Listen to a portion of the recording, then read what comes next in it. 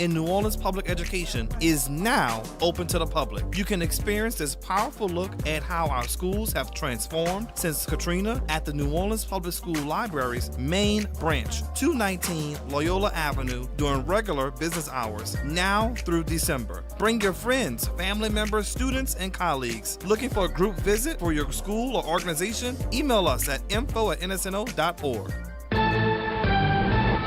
I'm Esther Dillard with BIN News Now. Republicans are warning that an extended government shutdown could disrupt the Thanksgiving travel season.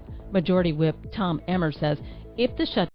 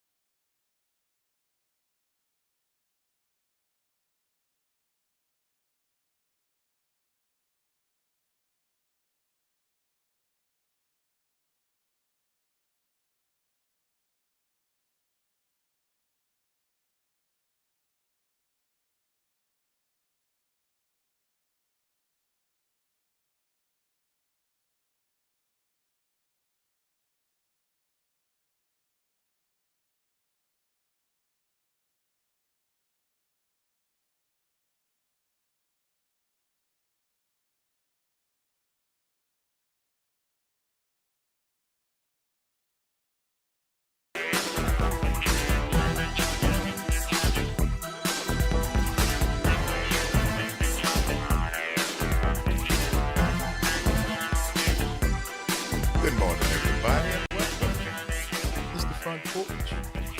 WBOK. I'm your host, Fred Brian Banks. And I'm your host, Kimber White Dupree. Good morning, y'all. The Nyron on the other side of the glass, y'all. Bringing it to you right here on this 15th day of October 2025. Thank y'all for joining us as we begin today's episode of the Front Porch, coming to you from the historic campus of Xavier University, from our studios right here at the foot of the overpass on South Norman C. Francis Parkway, www.wbok1230.com is the address. Stop on by. Grab yourself a comfortable chair, a mug, or a tumbler of your favorite Frosty or steamy adult beverage. Mind your manners, though. Say good morning. Holla at your people. Stick around and kick it with us for the next 3 hours as we continue to examine this world through a 504 focus scope. And, of course, the top-ranking way we love to hear from each and every one of y'all is the WBOK talk line. 504-582-9422 is the number. Holla at your people. Let us know it's Hump Day, Bad Churn Wednesday, middle of the week. What's up, Kimba? Hey, Uncle Gray. What's happening with you? It's good to see you. It's good to be seen. Amen. Amen. Yes, indeed. And it is Bad Churn Wednesday. We have been having a good week so far in terms of content. And also, we've been having some really good conversations. Yesterday, I don't know if you got a chance to listen. No. But the Trivia Tuesday question was, what are the top 10 things that people be lying about? Always be lying about. Let me see if it's still in here. When I say it was a key for real. Oh, it looks like it erased it. Yeah. Erased it. But yeah, top 10 things that people be lying about. Yes, indeed. And it was really funny. It was really funny. Well, I can tell you, no, I didn't get a chance to hear y'all yesterday. Because my morning started off. Yeah, you had a different set of events take place yesterday. Because I'm telling you, it started off so bad because my wife called me. And but the way she called me, of course, grab, the minute. Because I'm sleep. Yeah. Because she up first in the house and, she getting ready. She got to leave before I do. Right. Sleep. Oh, no. So, I grab. And I go downstairs, and unfortunately, the tankless hot water heater had broken, malfunction or something, and water had been spewing out, we don't know how long, for hours, but there's about 3 inches of water on the bottom floor of the condo. Yeah. General reaction. Not in some French. But and it's funny. I love because now I'm actually calmer because I got this thing in because I'm thinking this level 10. Yeah. Right? I'm thinking this level 10. And come to find out it's about a 6. It's about a 6. Oh, okay. Why you listen? Because the A, number one, ain't nothing you can do about it now. And go outside, wade through the water, amen. Yes. And Literally. go outside, literally, and find the main around the, turn that off so the water stops. Because, again, sleeping through the middle of the night, no idea what's happening. Broke, no idea what's happening. And the puppy's upstairs. He ain't know. He was unbothered. He Because had he been downstairs, everybody would have been up extra early. And all the people. But he would have saved us time and money. Yeah. But, sorry, kid. He like, no, dude, I don't do that. You don't pay me enough for that. Say, okay. So that's what yesterday was consisted of. Wet vac, squeegee, rug hanging on the fence in the sun. And all the draining things. All the stuff that goes along with that. Well, it was a malfunction of a machine. Imagine a person doing this. Oh. Because Imari had the big idea of putting paper towels in the sink, turning the faucet on, and then go and take a nap. Why would you do that? I don't know. No, but the paper, you were cleaning the sink? No. Imari as like a No, that's 4 or what I'm 5-year-old. right. I d- Oh, I Oh no, not Imari. No, news at I'm 5. sorry. News at 6. Kid. I'm sorry. Parent, parent you literally scared me. hangs teenager upside down by her ankles. No, not now. No, Myra was a toddler. Oh, okay. No, She was a toddler. toddler. Too. That's fine. Yeah. Hey, kid, you know, kids. Yeah, no, they- no, no, listen, no, no, kids no, get- no, no, yeah. no, no, not the young, I not the young really said, adult, wait a not the minute, young what? responsible What? adult, What was she thinking? young adult Why was person. she- Yeah, no, not Yeah, not this okay. version of Imari. And there've been many. See, just like yesterday, Yes. I was up here. Yeah, And now, right. Like what? yeah. No, Yeah. no. She did that. As a matter of fact, a coworker of mine and friend, Shanda Theriot, she's the principal at Resurrection out Okay. in New Orleans East. Okay. And her son Tate has the same birthday as Imari, just a year before. Okay. He literally did the same thing at their house. So I was like, but why? Nobody could ever explain why, as toddlers, they would think that would be a thing to put paper towels in the Mama in needs the some water. drain and then turn then the turn the faucet on water. and then took a nap. Yeah. Took a nap. And yeah. Well, there you go. Wet vac and lifting carpet Yeah, and getting okay. the padding and And that's the good thing. Thank God, no carpet. Amen. An area rug that can dry out, all cotton, Mm-hmm. hanging on the fence right now. So the second day, I think it is pretty dry, but they haven't, because I still don't have water. Yes. Hasn't been repaired. Still hasn't. It's a thing. But I bathe. Thank you. Thank you. For those of you who were concerned, Oh. I did bathe and took care of that. Mhm. And now we are here. So I'm still waiting to be made whole, Mhm. as it were, to have the water to be able to run, and instead of literally toting buckets upstairs, Mm. literally toting buckets of water. So we're not so far removed from where we were. Mm. You know. Mm. So, But also realizing that some of the things that that were so much important, you find out actually this ain't really I have learned. on the Maslow's hierarchy of needs. It's just some stuff I like. Trust me. We learned that the absolute primal pleasure of hot water. Yeah. Yeah. After not having it. Yeah. Absolute primal. You know the word for that? Appreciation. Amen. Grateful. Amen. Gratitude. I'm so grateful for them ladies in Jackson, Mississippi. I was in Jackson, Mississippi. I said, maybe said no. She said, so we don't have a room nowhere. I said, ma'am, is there a locker room? Uh-huh. They said, do you? I said, no, we don't. That lady said, listen, we got the tree guys up here. Everybody's out. Mister, if I let you in the room, I say, ma'am, all I want out the room is the water. If I could use the shower, I said, I don't want none. If you just give me towels, give me what you got. I know how the hotel works. I won't even touch the ones in the room. You don't have to worry about me taking nothing, touching none of that person. Please believe me. I don't want anything in there except for access to the hot water. And that lady looked.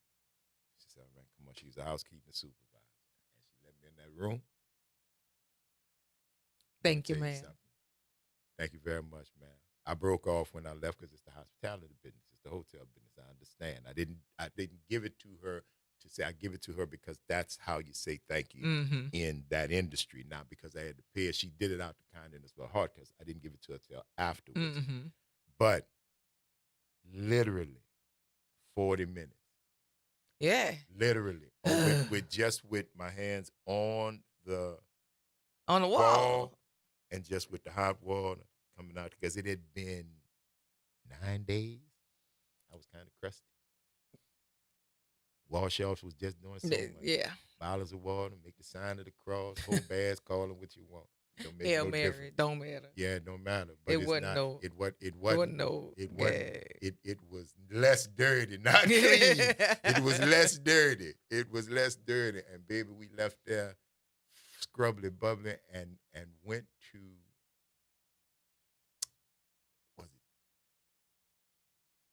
breakfast place, either Shoney's or something Something like that. Mm-hmm. Something like that. I don't remember which one, Waffle House or whatever.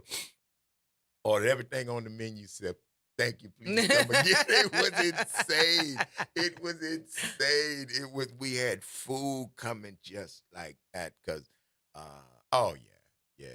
Shouts out to Dan Packer, man. My man, rest in heaven, rest in power, my brother. That was a good time. We all got up there, and his family was already up there. My family was west. They were in Houston, but his family was my family, all laughing, all, baby.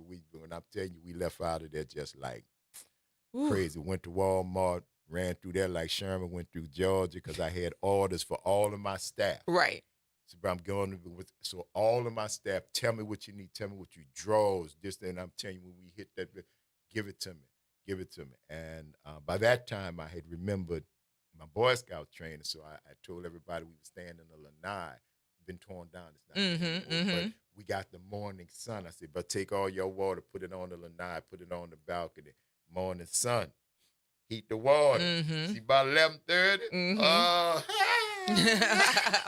But it wasn't the shower. Right. It wasn't turning on the hot water with the steam and everything. But it did better than nothing. Appreciation, baby. Yes. Appreciation. It's the Front Porch, y'all. WBOK.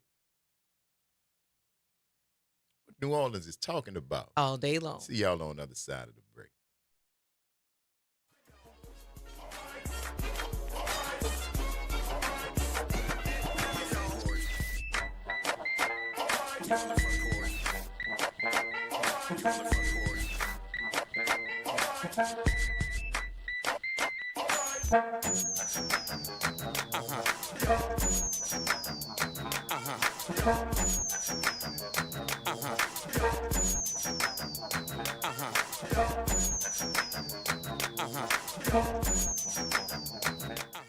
Hoops, Heat, The Truth, On Demand. Ball Don't Lie is now live on all podcast platforms. Tap in, search WBOK Media, find Ball Don't Lie, and bring the fire with you wherever you go. Download, share, and leave that 5-star review, because the game doesn't stop when the show ends. Good Wednesday morning to you. I'm Daryl Forges with WDSU News, and here's your headlines. Today, Mayor-elect Helena Moreno is set to announce the co-chairs of her transition effort, New Direction, New Orleans. It comes as she shares her goals for her first 100 days in office. Moreno says she's discussed the transition with current Mayor LaToya Cantrell. Her New Direction New Orleans team announcement is set for 3 o'clock today. New Orleans police are asking for your help finding a person of interest in connection with an illegal dumping case. Police say that Carla Hervey is a registered owner of a 2019 Nissan Armada that was used in an illegal dumping incident last week around Michoud Boulevard and Expedition Drive. Now, she's not currently wanted for any crime and has sought for information regarding the incident. You'll remember this summer, the NOPD began enhancing efforts to crack down on illegal dumping along Michoud Boulevard. All right, new details on the status of the consent decree for the Orleans Parish Sheriff's Office. It comes as the NOPD consent decree appears one step closer to ending. Yesterday, a judge gave the Sheriff's Office 2 weeks to turn in certain documents. This allows concerns over a recently cyber-attacked issue. OPSO claims the breach prevented them from, quote, providing plaintiffs and monitors with timely information required under the consent judgment. I'm Daryl Forges, and that's your headlines for WBOK. Have a great day. Tired of the impersonal, one-size-fit-all style of banking? You deserve a bank that delivers exceptional service and personalized attention to your needs. That's the Home Bank Standard. Since 1908, Home Bank has been a trusted financial partner for businesses and families because we go the extra mile to help you reach your goals. See for yourself why Home Bank is good for business, good for life. Stop by any New Orleans area location or find out more at home24bank.com. Home Bank, member FDIC. The New Orleans Jazz and Heritage Foundation is the nonprofit organization that owns the New Orleans Jazz and Heritage Festival presented by Shell. With the funds generated from Jazz Fest, the foundation invests in Louisiana communities through economic development, cultural enrichment, and free educational programs. To learn more about the New Orleans Jazz and Heritage Foundation, please visit us at www.jazzandheritage.org. Helena Moreno can't move New Orleans forward. She's received thousands in donations from prominent donors who have given to Donald Trump, Mike Johnson, and the RNC. Helena gave the thumbs up to Entergy to raise our utility rates by $49 million. And instead of fighting to make our city stronger, she saw our budget deficit go up to $100 million. Now, Jeff Landry is asking Donald Trump to send the National Guard here. We're supposed to trust that she can stop him? Helena Moreno had 8 years to make a difference. We can't risk for more. Our city needs a new vision, a new path forward. And we won't get it by voting for the same old leaders who play the same tired political games. That's why we urge you to vote for Royce Duplessis, a leader with a fresh vision for New Orleans. He will fight for more affordable housing, responsible budgeting, and focus on improving the quality of life for every resident. On October 11th, vote Royce Duplessis for Mayor of New Orleans. The Collective Super PAC is responsible for the content of this ad. Making a difference in the community. WBOK 1230 AM. You're on the front porch with WBOK 1230 AM.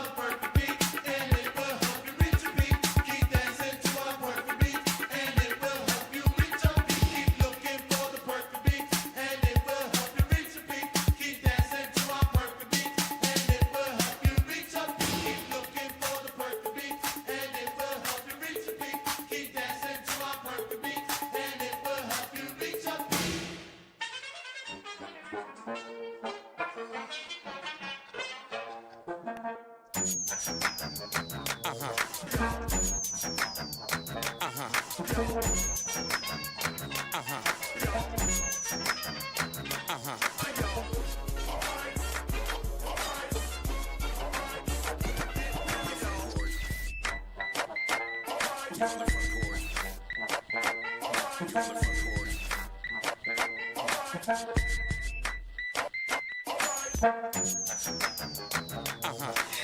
back, y'all. The Front Porch, WBOK. I'm your host, Graylin Bryan, right? And I'm your host, Kimber White Dupree. Hey, y'all. Brother Nyron on the other side of the glass, y'all. Bringing it to you right here. Y'all know how we do. Bad Cheering Wednesday. I just want you to know we kept that going yesterday. What? We kept that going yesterday. What y'all kept going yesterday? Exactly what we kept going yesterday. I wasn't here. I'm sorry. I wasn't here. Nara, you know what I'm talking about, right? Nyron looking like. Well, we keep going. We kept the things as the things. WBOK. Okay. Well, listen. Mm-hmm. As long as it didn't become something else, or morph into something different, I'm going along, you know. It did not. Josh was on it for the comedy yesterday, for all the questions and comments we had on yesterday. Okay. Today he's in the mood of pop locking with the what was that Soul-Sonic Force just now? I think that was. Yeah.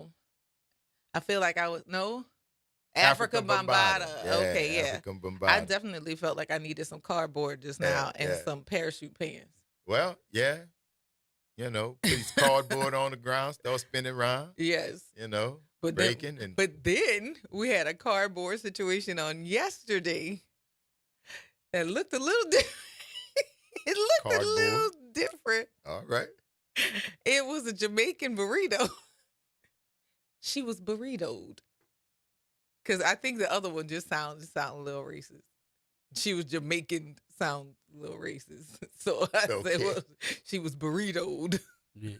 And they do that type of dance. That's any less racist to me. If I could just be honest, if that's how we, no. Do you? Yeah. Well, I made the Could she be Chipotle? comparison. I said blunt yesterday. And I didn't think that was okay. She was blunted yesterday. She was rolled yesterday. She literally was all of those things. Okay, to give you I'm just going on. So there was the Jamaican party or whatever. And this man had this woman carry her in, not the Heimlich, but in reverse. So he had her carry her like that. Put her on a cardboard that was on the floor, rolled her in the cardboard, and began to, wham, blop, blop, her, dance with her, thrust very ferociously, as they tend to do in those Caribbean. Okay, well. Literally rolled up. I'll put it up again. I'll show you off since everybody sees it. Y'all be in the deepest recesses of the interwebs when I'm not here. But in your defense, you were left unsupervised. We were definitely you guys were left unsupervised. I can't. It was definitely hold my beer. Let me do it. Okay. It was definitely that kind of show yesterday. But yeah, the music has us wanting to pop lock and parachute pants, and the cardboard was definitely paramount in that era, but I'm just saying we had a cardboard situation that was completely different on yesterday. Gotcha. Okay. All right. Oh, 504-582-9422. You want to give us a call right here on the Front Porch on this Bad Cheering Wednesday? Let us know what's happening. We're going to do my man right there, cousin. Hey. 11,000 arms going over there. Oh, I see. Yeah. Then we did the 1 and the 2, then the 3, and then the 4, and then reach. It was a lot of things going on. Clap your hands. Everybody, clap your hands. Come on. Put your hands together and clap. Now, can y'all say easy? Come on, say it. Squeeze it. Everybody, come on. Squeeze it. Easy. A little louder, come on. Squeeze it.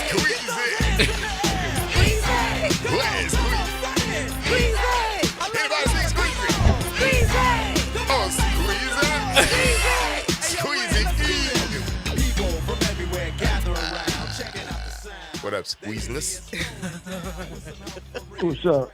What's happening with you, man? Good morning, Elwin. Good morning, Kim. Say, Kim, you say you felt like a parachute yesterday. You going up or you going down? No. No.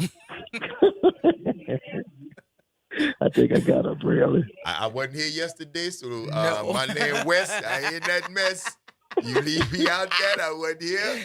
You're not going, but I just go ask you how you doing this morning, Mr. Elwin.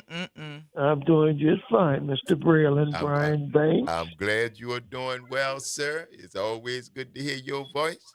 You know, how was your day? Yeah. My day was fine. Good. Not that Kim was in the parachute. Uh-oh. You got Kim back in the parachute, huh? Well, would you jump out of the plane, Elwin? Not if my with life Kim. depended, if my life depended on it, yes. If your life, so not as a recreational thing. No. Okay. All right. All right. Now you've flown before, yes? What? You've flown. Yeah. You enjoyed it? Yeah. All right, but you stayed on the plane. No, I'm not on the plane. Yeah, okay then. We good. All righty then. We good. What you got up for the day, man? Oh, nothing much. What y'all gonna do today after y'all get off the air? I got work to do. I still ain't got no water at my house, man. I got to go and run around, do a couple of things, but yes, sir, boss. I got work to do too. I got Nothing sexy. Got a long night tonight. I don't get done until like 8:45. Wow. You got a lot of work to do then, Kim. Indeed, I do. Why you ain't say I had a lot of work to do, but I told you I had no water. You ain't got no sympathy for the brother, man. Well, yeah, well, I do have Man, sympathy whatever. for you, bro. Whatever. Let me tell you what. Wait. Let me tell you what you need to do. Okay. All right. Okay. This is maybe. I don't want to put this out there, but go turn your water on. Get enough of water in the house. Then turn it back on, and then wait for sewage and water board to come. All right.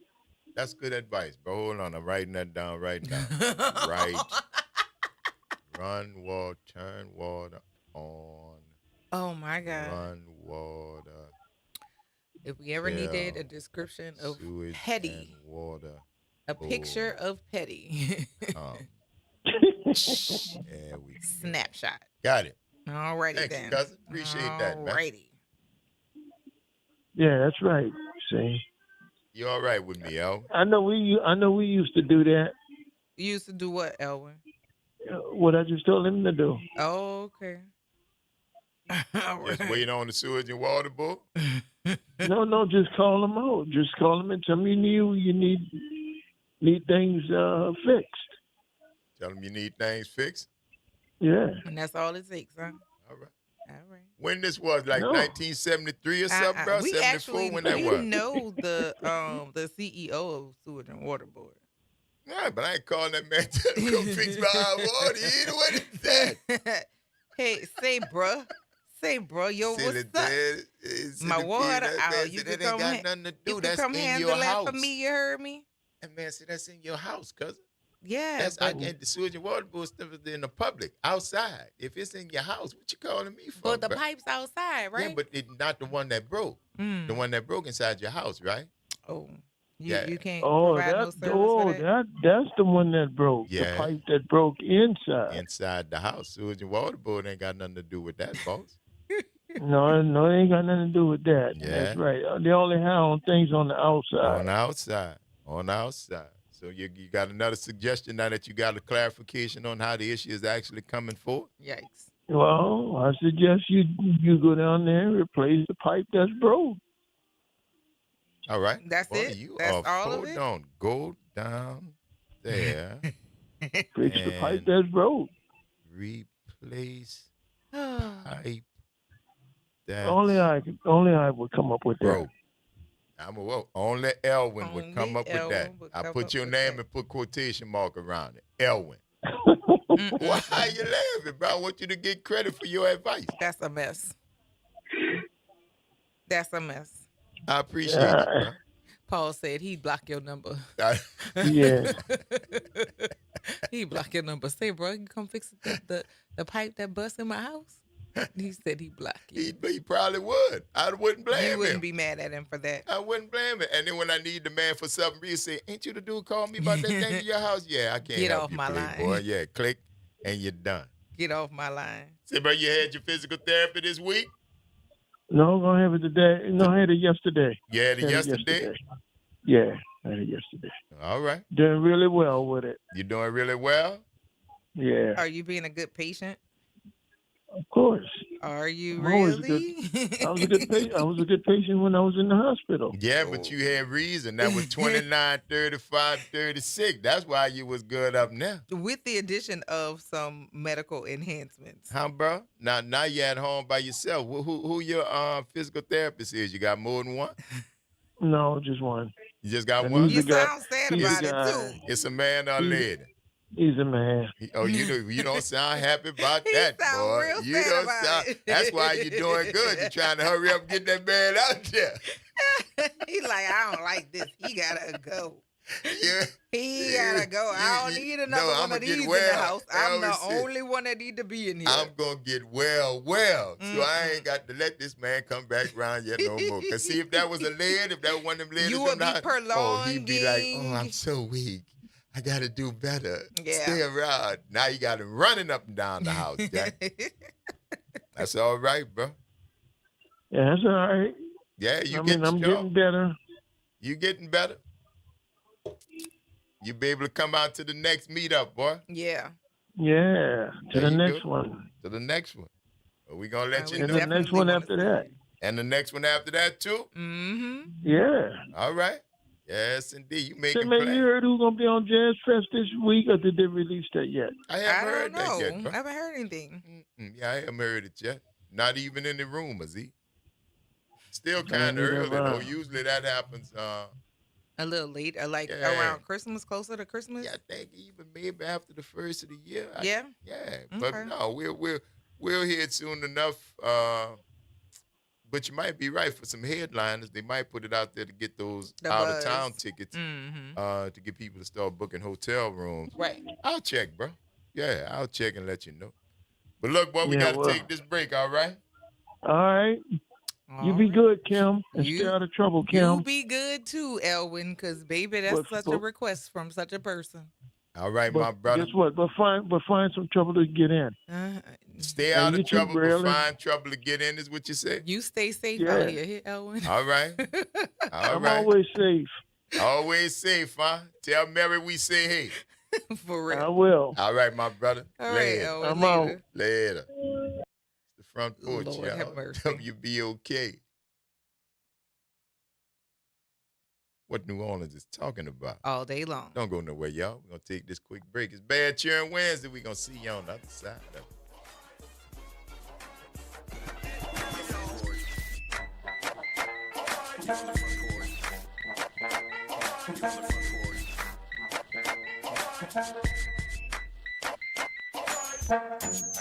This is your news update for WBOK from WDSU. For all your news and weather, watch WDSU News, New Orleans' leader in live, local, late-breaking news. Today at noon and 4 p.m. More pleasant weather ahead. Lots of sunshine with highs returning to the mid to upper 80s. Temperatures ranging from 83 to 87. Again, lots of sunshine. That part's not changing. But by the time we do get to Thursday, we'll feel an uptick in humidity just ever so slightly. By Friday, definitely we'll feel that. Also more cloud coverage. Weekend rain chances for Saturday afternoon into early Sunday. From the WDSU First Warning Weather Center, I'm Raven Richard. New Orleans, are you ready for a voice that says what you're thinking? Who that, you might ask? Arrington Gavin. That's right, I'm your guy, host of the Arrington Gavin Show, giving you so much filled with bold opinions, real conversations, and zero sugarcoating. We're going to be diving into the issues that matter, politics, pop culture, and all the above, unfiltered and unafraid. Catch the Arrington Gavin Show weeknights from 7 p.m. to 8 p.m., Monday through Fridays, right here on WBOK, what New Orleans is talking about.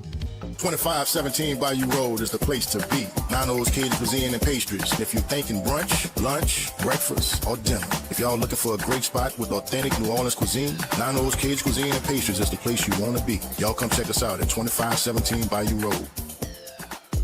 The NAACP New Orleans branch invites you to our 2025 Freedom Fund Banquet and Awards Ceremony, a night to uplift and celebrate. Join us Saturday, November 1st from 7 p.m. to 10 p.m. at Xavier University's Center Grand Ballroom. Through your support, dollars fund scholarships, youth programs, and vital community projects. It's keeping the struggle to preserve civil rights current and vigorous. For tickets and information, call 504-460-7765.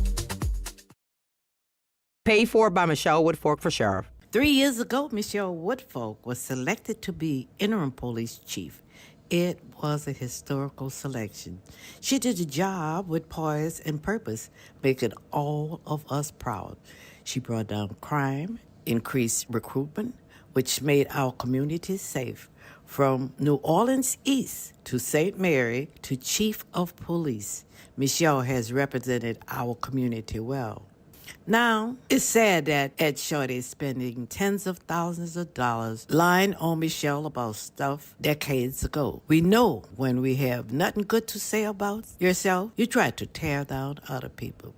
Mr. Shorty, that won't work here. We know Michelle Woodfork. We don't know you. What we have seen of you so far is despicable.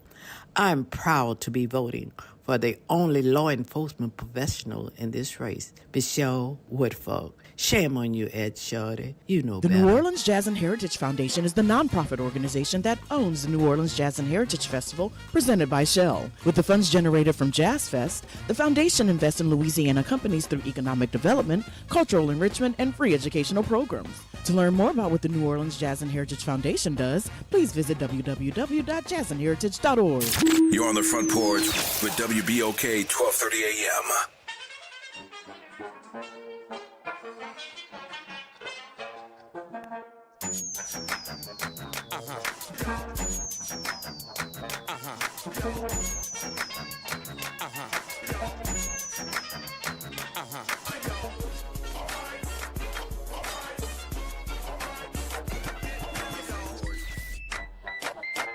Welcome back, y'all. It's the Front Porch, WBOK. I'm your host, Graylin Bryan Banks. And I'm your host, Kimber White Dupree. Good morning, y'all. Byron on the other side of the glass, y'all. Bringing it to you right here on this bad cheering Wednesday. Got it going on, man. I hope the doc's on busy today because I want to talk to him. Yes. Yeah, find out a little bit about what's going on. What's the latest and the greatest, what's happening out here in the world to keep y'all safe. Mm-hmm. So if we get a chance to get one or preferably both, we'll do that this afternoon because we know y'all look forward to it. And so do we. So do we. Get you the latest about what's going on out here. From a health standpoint, mental health as well. Mm-hmm. Both of them. Indeed. Both of them. You know what I'm saying? Indeed. We're going to have company coming up, too, in the next hour. We're going to be talking to some folks about the Andre Caillou Park ribbon cutting and the Home Fest kickoff. Yay. Right now on Black Bayou, man. We're going to have some folks in here to talk about that coming up. So if you're still looking for something to do in this city, you just done everything. And there, who could ever do it all? I don't know. I don't know who could ever. You still looking because you done. I done missed stuff. Yeah. And could glad, never. Because I it's just too can't- much. Too much. Can't do It's everything. a lot of stuff, but I'm excited about Home Fest this year. Oh yeah. For sure. I'm waiting for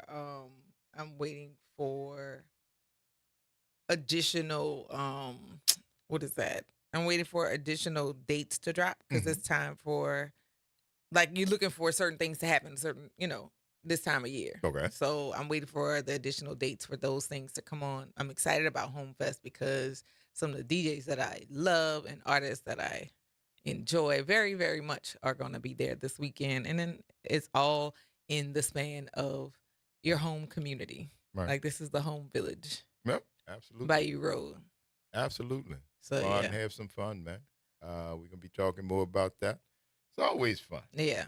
Get out a chance to get to see your folks, man. For real. On Bayou Road, of course, you have the Andre Caillou Center, which is, it was a Catholic church, right? It had to have been. I think the church isn't the church a theater now? Yeah, the building. But I'm saying it was a church, the building. No, Caillou Center in the Caillou Center a little bit further down with that fence around it, with that white fence around it going toward Esplanade when you pay, because it would be past where the reggae club was and that next block, the Cobblestone Street. I think that's where the Caillou Center is. The building looks like a former church. You know how what is that? Vessels or Vessel, the restaurant? Oh, it did. Because I know I didn't spell it right. There you go. There we go. So yeah, they've changed a lot of. That used to be a church. That used to be the church. Yeah, that it's used inside. Yeah, because that's the theater too. That's what. Okay. Yeah. Yeah, the building itself, it gives the aesthetic. It still gives is. the church. Yeah. It still gives the aesthetic of a church. But with that, performing arts. That's what it is. Yes. Yes. But now that it is up and it is being used as a different space, which is the arts, and seeing the arts can be considered a worship as well, of recognizing what's going on in the times. Oh yeah, repurposing the building. Yeah. It's a beautiful old building in a historic part of the city, and I'm glad that it was not razed, torn to the ground like so many other landmark buildings in this city for the sake of one thing or another. But yeah, to repurpose it and to have it named after somebody like Andre Caillou, and to have it being done with art and with praise, you're right, it is a very apropos use of the space. Right. So yeah, that's going to be happening this weekend. Yes, we're this gonna weekend. tell you more about it. Yes, we're going to talk about that more, but particularly, all right. So when you think of African Village, Bayou Road kind of gives you that feel because of the setup. It's almost like in a triangle. If you look at the how the road opens into a fork in two different areas, it feels like if you draw the circumference of that area that it encompasses, it feels like a home village, like an African meetup spot. So Bayou Road is particularly special to our community, but Home Fest is more like a family reunion and a family update of what's happening on Bayou Road. And I'm looking forward to having a conversation about that. Holla at your people, man, because it's going to be fun. That's why they call it Home Fest. Celebration of us. Yes. Celebration of us. New Orleans, New Orleanians, all the stuff that we do. Yes. I went to, I've been there for quite a few things, performance-wise. Lance Nichols had a production there about voting, and that was really good. Imari got a chance to talk to the author or the writer of that particular play. We had interviewed him on the phone, but Imari got to meet him when we went to the Caillou Center to see that. We've also seen, we've seen so many different productions there. They have the Drum Festival there, the African Dance Festival is there, and then it's just a good use of space. But my girlfriend Michelle, before they built it out completely, she had done a photo shoot there with Gus. With Gus Bennett. Yeah. And I remember the pictures. If you ever could remember what a cleared out church would look like, if they removed all the pews, you still see that it's a church, but the space it takes on a different welcoming space. Yeah. Without the pews. Yeah. And it was a picture of her and a trumpeter. Okay. So her being a dancer and just catching them in the, in the spaces and whatnot. It was pretty cool. Yeah. Yeah, it is a church. And it's getting, you got to get to Bayou Road, bro. What are you waiting on? The Cocoa Hut? The Cocoa Hut is wafting good sense to you right now. Nanos is telling you come eat some really good. Oh, I told you I had the chicken and waffles. Yes. Oh, yeah. Yeah. Some good food. Addis, not just the whole red fish, because it is red fish. That's the one that they fry the whole thing. At Addis. At Addis, I think Yes. it is a redfish. Yeah. But you also have not Was it a had snapper? it might be I snapper. think it's snapper. But you also haven't had the Tibbs, and you can pick whichever the meat. You can have lamb, you can have beef, you can have chicken, you can have vegan, however you want. You show fresh. Yeah. It's right there. Right there, baby. King and Queen Emporium, Whiskey and Sticks. I mean, and then what's the muffin place? The cupcake place. Fairies. There you go. The cupcake fairs. I don't know if I think they're still there. Yeah, I think they moved location. I think they moved. But yeah, they're still around. And I think somebody else is gonna have a space there. Yes, the gentleman who broke the Guinness World Book of Records for walking for the most steps in a month. Mecca. I think he's opening up a technology hub for his fitness app. Okay, Bear. Yes. Bear Fitness. There you go. Okay. Yeah. Right on. So That'll be Mark, good, man. put it Yeah, on your get calendar. there, bro. Put it on your calendar for either Friday evening or Saturday all day. Come on through, homie. Slide We'll be in through the there. house. Yes, sir. And then you can map out the places. Community Book Center. Right there. Hello. And you can go and see about your whole your next set of books for the book club. It's something for you to do. It's a vibe. Come on, hang out. Yes. It's the Front Porch, y'all. WBOK. What New Orleans is talking about. All day long. See y'all on the other side of the break.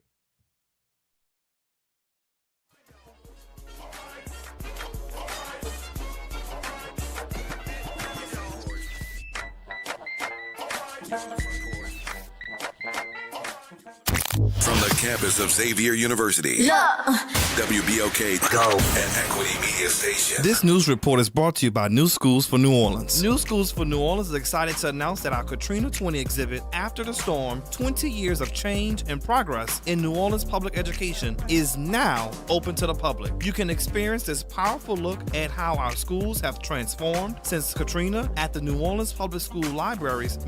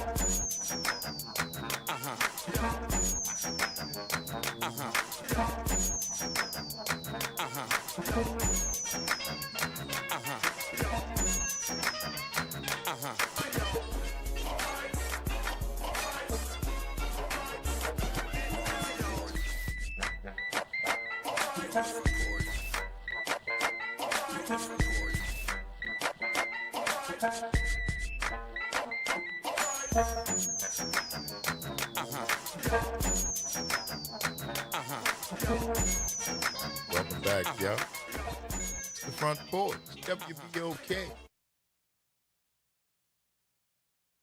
I'm your host, Braylon Brian Banks. And I'm your host, Kimber White Dupree. Hey, y'all. Brother Dyron's on the other side of the glass, y'all. Bringing it to you right here. Bad Churn Wednesday. Thank y'all for rolling with us as we move right into this.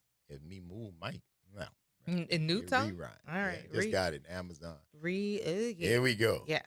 As for we sure. move right into the second hour of today's episode of the Front Porch, continuing our broadcast from the idyllic campus of Xavier University from our studios right here at the foot of the overpass on South Norman C. Francis Parkway. www.wbok1230.com is the number. Or if you want to stop on by, you know you're welcome to do so. Hit us up on the talk line. 504-582-9422 is the number. Holla at your people. Let us know what's happening. Mm-hmm. Yes, sir.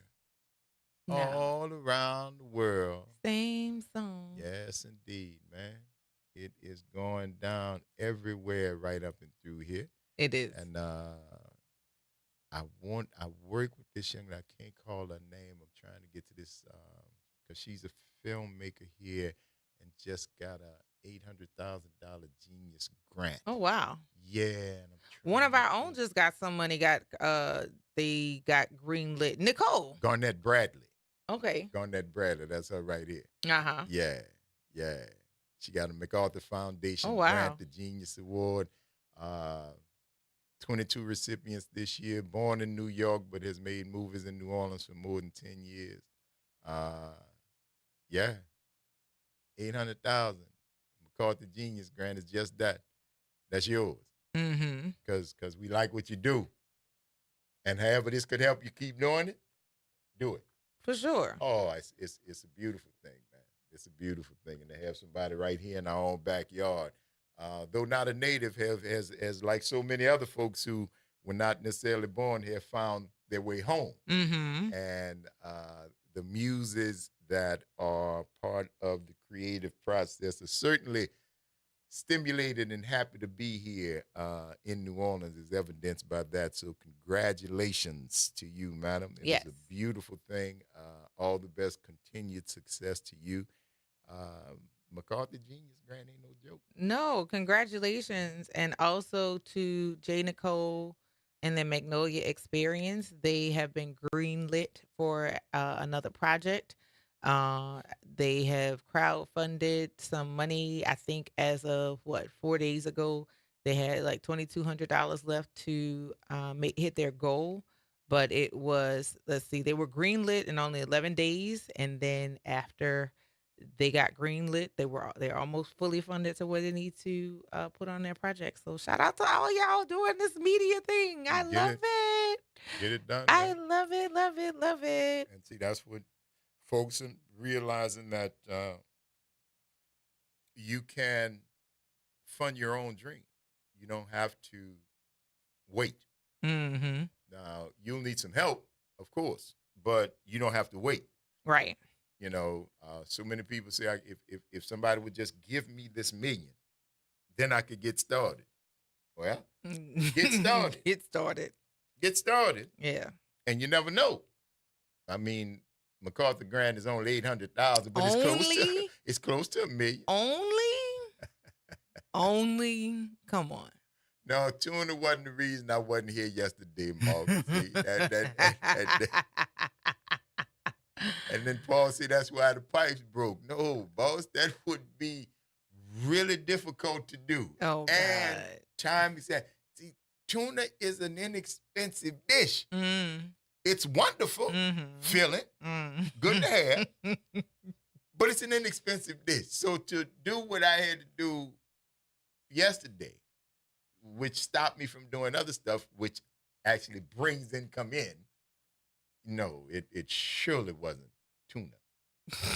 That was the reason, gentlemen. But thank you for your concern. Thank you for your concern.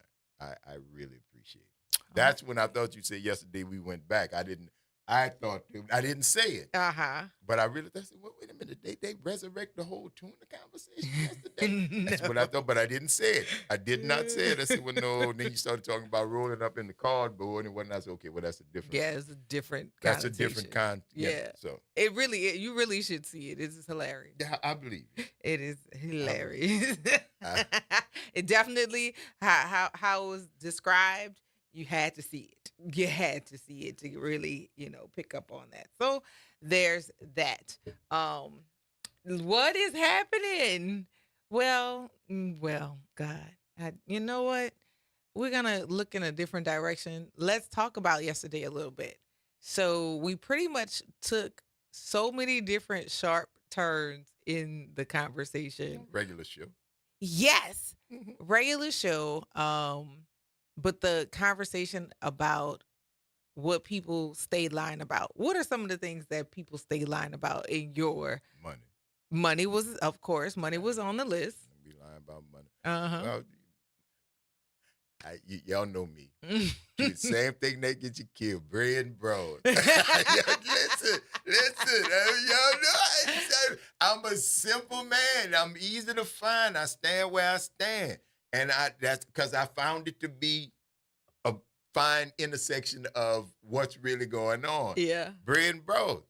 That's the two number one things that people lie about. All right. So you said money and sex. Money and sex were both on the list. Yeah. All right. What else do people be lying about? What people be lying about? People be lying about status, who you are, how you do. You telling people you the president of the company, you the janitor, which is a good job. Right. Honest job, but be true to the game. Stand on what you're doing. Stand on what you do, but you want to impress other people. Lying about their age. Mm-hmm. I know people lie about their age. That was on the list. Man, see, people just lie. It'd be easy to figure out what they don't lie about. Yeah. It really would, because, everything. Everything. Excuses about coming to work, excuses about not going to school, excuses about not wanting to go to an event with your loved one, because y'all done lied about that. Oh, I wouldn't go, baby, but I'm allergic to your cousins. Yeah, we y'all be lying, bro. Indeed. And I say this because I know, I'm sincere, y'all heard me say it before, but I have gotten in more trouble in my life for telling the truth than I ever got for lying, because I didn't get that filter. People be lying to try to save people feeling. That's what happened, that's what happened. Mm-hmm. I had to learn that you got to build up a little compassion. You can't just hit people with the truth. No? You can, but pure truth without compassion is cruelty. So you had to have to marry those two things together. You cannot, honesty without compassion is cruelty. It is. And I can be honest with you, but I have to have some compassion if I want to try. If I want to work with you. If I want to work, it's not, don't get me wrong. Honesty is going to be honest, and it can be, the old adage that the truth hurts. That's the old adage, man. And that predated this iteration of me that you all are familiar with. But that saying has been around for very long. Mm-hmm. That the truth hurts, because it does. Because it does. Indeed, it does. It does. You tell somebody what's really happening, they're like, now, it'll sink in and probably do good later, but at the time, no, man, you the devil, cousin. I've been the devil. On more than one occasion, and people still cool. Because I'm not. Again, nothing is malicious. I'm not customizable. Nothing is malicious, and nothing would ever be done to purposely cause harm. Cause harm and bring you pain. And that's where I come from, because that's the part of me that even the people who have gotten the unadulterated truth know. They know that. They know, no, man. I didn't like what he said. What he said hurt, but he ain't no bad dude. Mm-hmm. He ain't nobody that would just come out and try to tear me down or anything fun. just for fun. No, that's not his stilo. So that's what gets me through, because I know you're going to ring the phone later. You said stilo. That is funny to me. You going to ring the phone later, and I'm going to answer like ain't nothing ever happened. Uh-huh. Hey, what's happening? Right. You ain't mad no more? Because I wasn't mad. You know I what said you what get. I said, and now let's Right. move along. Right, but and that because it's been a minute since we talked. The last time we talked, it was mostly me talking, and you hung up on me. It was mostly me talking, you hung up on me. But now you call me back, and I'm answering the phone. I'm telling you, because I ain't mad because I wasn't mad then, and I still mean that's like you definitely have the alphabets, and we'll have additional conversations as to why I now know that you definitely have the alphabets. The strong sense of justice, right? If I'm wrong, but I'm right about what it is I'm sharing with you, meaning this may not benefit me to tell you this. It probably would benefit me to not tell you and let you be unaware of what it is, especially if it's going to enhance me. But the innate sense of justice knows that ain't right. So I have to communicate that to you. Mm-hmm. You know what I'm saying? Now, if I don't like you, I don't fool with you. It is what it is. I take the choice of not, but to deny who I am at my core. That does something to change me, not you. So yeah, I ain't mad. I mean, I hope you still not mad. Oh, I answered the because I phone. said it with love. Because I know when you call me back, you ain't mad no more. Yeah. See, it marinated. You done thought about it, and now clear heads prevail. But I'm still grilling. Mm-hmm. And I'm gonna say, you ain't mad no more. Right. You I'm still gonna bring it up, and you gonna get that I told you so from me. There you I go. told you so. All right, now let's go forward. Because I just want to listen. You good? How you feeling? Everything all right? Because you know that thing. That was some serious business we were talking about. You good? Yeah, I'm good. All right, then cool. Let's and go. we gonna move forward Let's from roll. there. Mark says some people use the truth maliciously to purposely hurt someone, and then they will say the truth hurts because there's no compassion. Mm-hmm. That's what I just said. Honesty without compassion is cruelty. It is. It is cruelty because you are doing that purposefully. To be harmful. You're trying to harm. You're not trying to help. Mm-hmm. You're trying to harm under the guise of being helpful. But you're not fooling anybody. You're a wolf in sheep's clothing. And you're just wrapping those very sharp actions in what you think are some kind words, and it don't work. Well, it don't work when people know, but once you all found out, you're exposed to the charlatan that you are, and then you wind up, why you going to be alone? 3 people at your funeral, one of them worked at the funeral home, another one the preacher, and you. And you. That's the guest of honor. That's the 3. I ain't rushing you off the plane, but you better think about that. You better think about that. Yeah. It's just not necessary for you to be cruel. It's not necessary for you to be cruel. You can be kind and be honest and knowing that what you will say will hurt someone, but the idea of empathy and compassion will allow you to say it and blunt it if you can. But if you know that there's no place of harm that it is coming from, then don't question yourself about saying it, because sometimes it just needs to be said. Mm-hmm. It's the Front Porch, y'all. The WBOK. What New Orleans is talking about. All day long. We're going to see y'all on the other side of the break. Campus of Xavier University. This news report is brought to you by New Schools for New Orleans.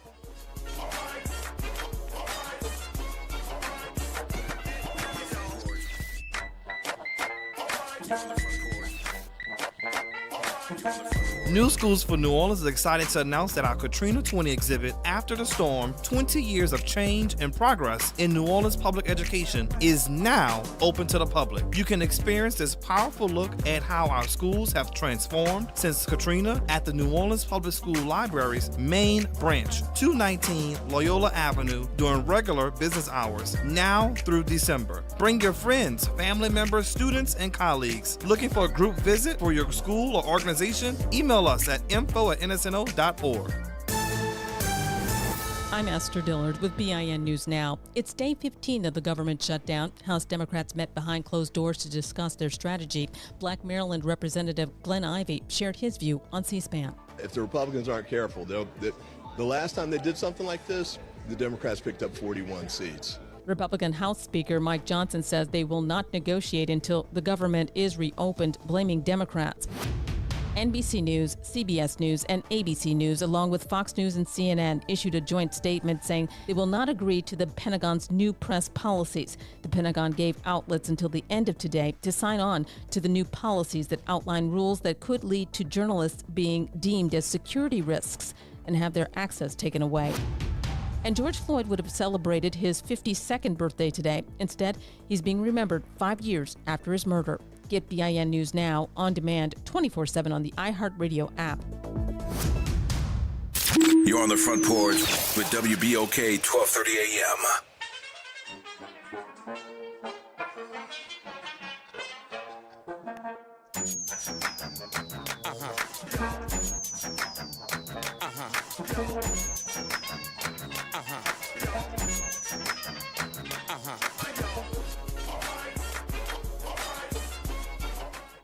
Start your day off right. Just getting your day started. Early morning gospel on WBOK. Good Wednesday morning to you. I'm Daryl Forges with WDSU News, and here's your headlines. Today, Mayor-elect Helena Moreno is set to announce the co-chairs of her transition effort, New Direction, New Orleans. It comes as she shares her goals for her first 100 days in office. Moreno says she's discussed the transition with current Mayor LaToya Cantrell. Her New Direction, New Orleans team announcement is set for 3 o'clock today. New Orleans police are asking for your help finding a person of interest in connection with an illegal dumping case. Police say that Carla Hervey is a registered owner of a 2019 Nissan Armada that was used in an illegal dumping incident last week around Michoud Boulevard and Expedition Drive. Now, she's not currently wanted for any crime and has sought for information regarding the incident. You'll remember this summer, the NOPD began enhancing efforts to crack down on illegal dumping along Michoud Boulevard. All right, new details on the status of the consent decree for the Orleans Parish Sheriff's Office. It comes as the NOPD consent decree appears one step closer to ending. Yesterday, a judge gave the Sheriff's Office 2 weeks to turn in certain documents. This allows concerns over a recently cyber-attack issue. OPSO claims the breach prevented them from, quote, providing plaintiffs and monitors with timely information required under the consent judgment. I'm Daryl Forges, and that's your headlines for WBOK. Have a great day. Tired of the impersonal, one-size-fit-all style of banking? You deserve a bank that delivers exceptional service and personalized attention to your needs. That's the Home Bank Standard. Since 1908, Home Bank has been a trusted financial partner for businesses and families because we go the extra mile to help you reach your goals. See for yourself why Home Bank is good for business, good for life. Stop by any New Orleans area location or find out more at home24bank.com. Home Bank, member FDIC. The National World War II Museum. Located in the Warehouse District of New Orleans, the National World War II Museum tells the story of America's experience in the war that changed the world. Why it was fought, how it was won, and what it means today. Visit them online at www.nationalww2museum.org for time tickets and safety information. You've got responsibilities, but that doesn't mean your dreams are on hold. At Southern University at New Orleans, our evening and weekend college is designed with your life in mind. Finish your degree, start a new one, on your time, your degree, your schedule. No excuses, just opportunity. Visit suno.edu and make your next move today. Visit DePaul's new Algiers Health Center at 2801 General de Gaulle Drive to receive primary and preventive care for both adults and children. Services also include behavioral health, imaging, and on-site pharmacy, vision, Medicaid enrollment assistance, and more. For appointments, visit DePaulCommunityHealthCenters.org or call 504-207-3060. Hey, have you heard the news? First Pilgrims Baptist Church is now on WBOK 1230 a.m. Tune in every Sunday at 11:30 a.m. to hear Pastor Eugene Mitchell give you the inspiration you need for the week ahead. That's every Sunday morning, 11:30 a.m. only on WBOK 1230 a.m. Oh, yeah. Making a difference in the community. WBOK 1230 a.m. You're on the front porch with WBOK 1230 a.m.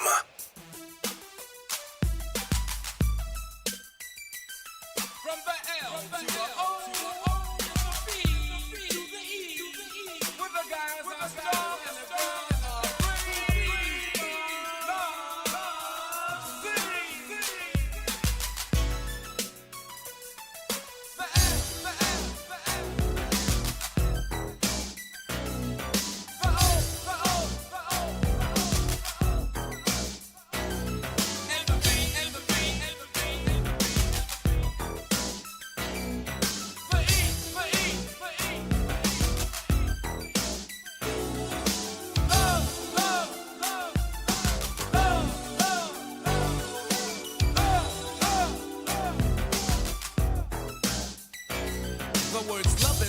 Both have 4 letters, but they're 2 different things altogether. Cause I've liked many ladies in my day, but just like the wind, they've all blown away. See, to love someone, it's an atmosphere that you both still share when one's not there.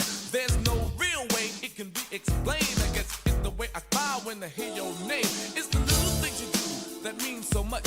It's the care that you put into every touch. It's the way I trust you and you trust me. I guess some of us are so lucky. I was known for having the upper hand. I was known as a stone cold ladies man. If it wasn't for you, I'd be that way still. But lately there's a change in Jalil. Though my friends play games and tease me a lot, I know I'm more than happy with what I've got. When I get up in the morning and go to work, see, all day long I stay alert until we come home at night and close the doors. 2 people share one common cause. When I say one love, you can trust me, cause never have I been so lucky. One love, one love. You're lucky just to have just one love. One love, one love. You're lucky just to have just one. One love, one love. You're lucky just to have just one love. One love, one love. You're lucky just to have just one.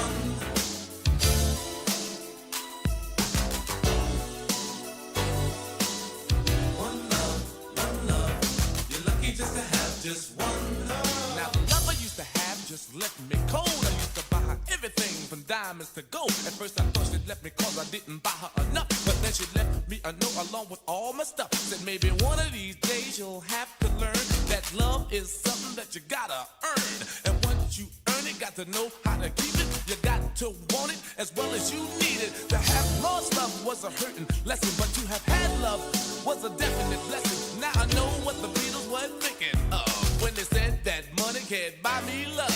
When you say lost love, what do you mean? I just went through the exact same thing.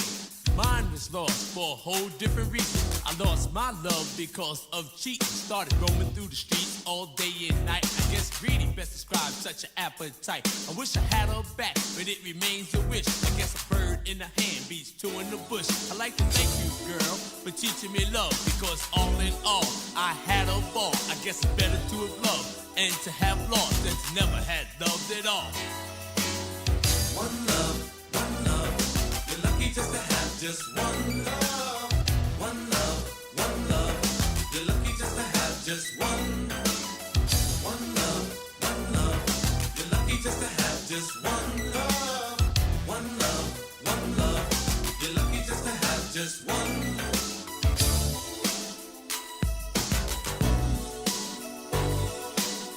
One love,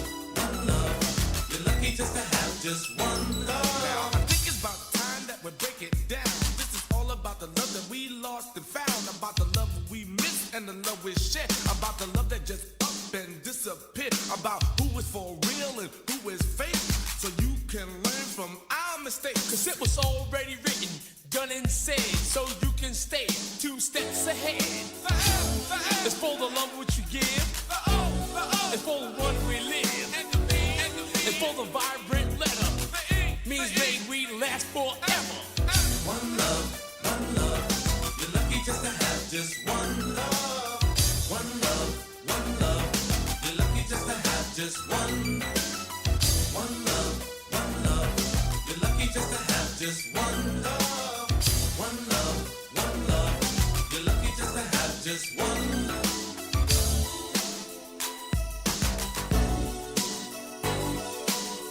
One love, you're lucky just to have just one love.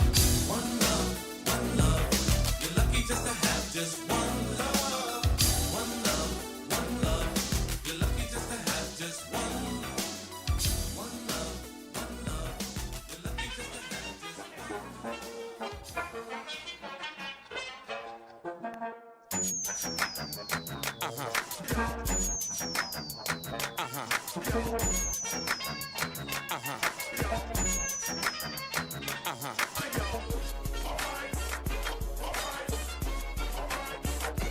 Welcome back, y'all. It's the Front Porch, WBOK.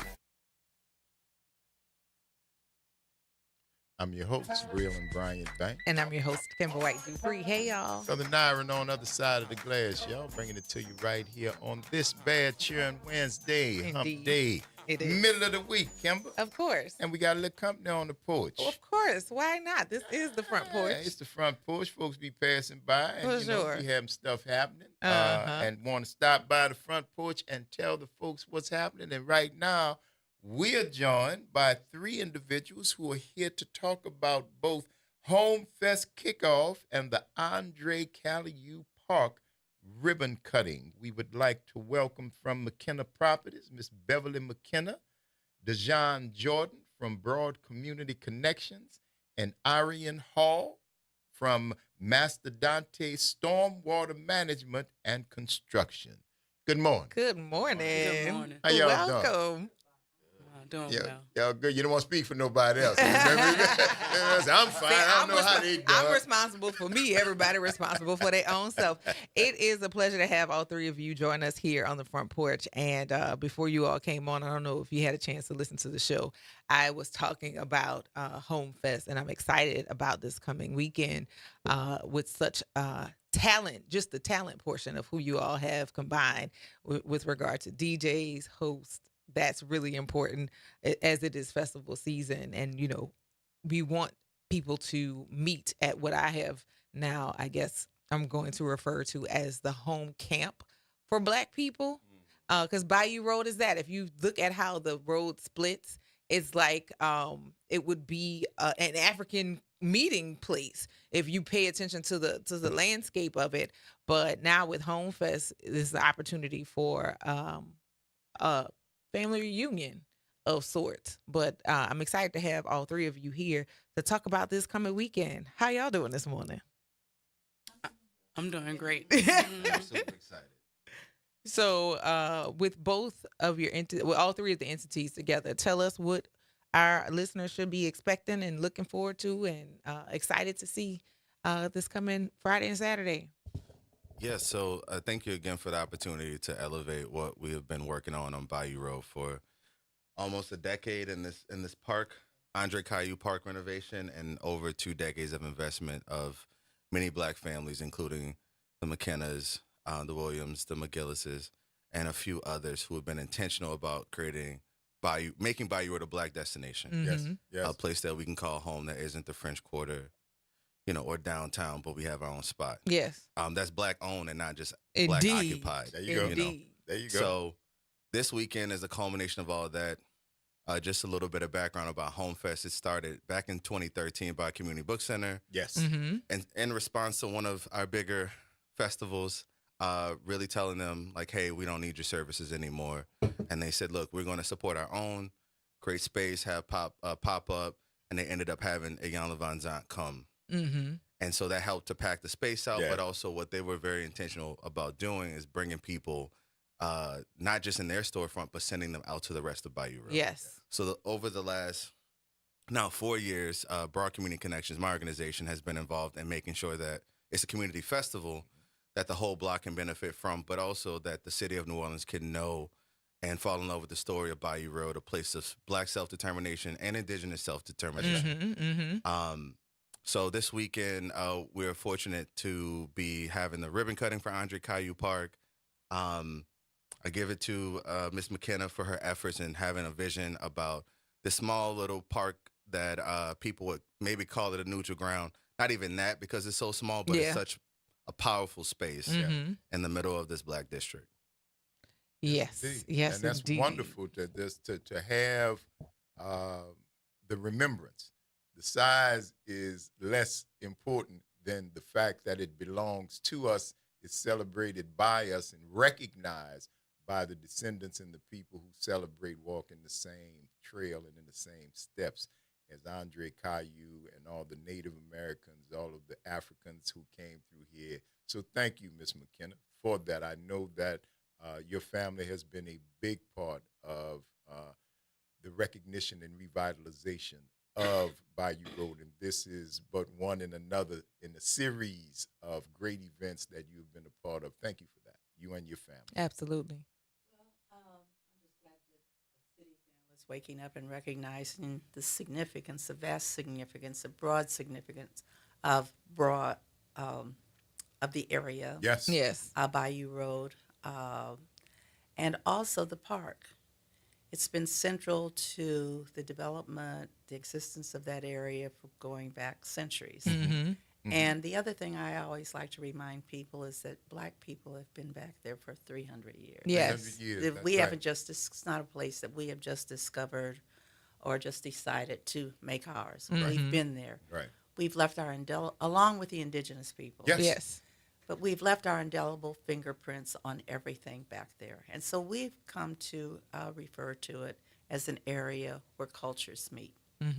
And as you travel, I'm sure you all have been there, you see we have African representation. That's right. The African restaurant, the West Indian restaurant, That's the right. Caribbean restaurant, the Creole restaurant. Everybody New Orleans. Yeah. is New Orleans. New Orleans. It is New Orleans. Yeah. And we see the park as being central to what we're doing. Yes, Yes. absolutely. We're looking forward to that. Now, how did Master Dante and Stormwater Management play a part in all of these beautiful festivities and monuments and parks that are going on over on Bayou Road?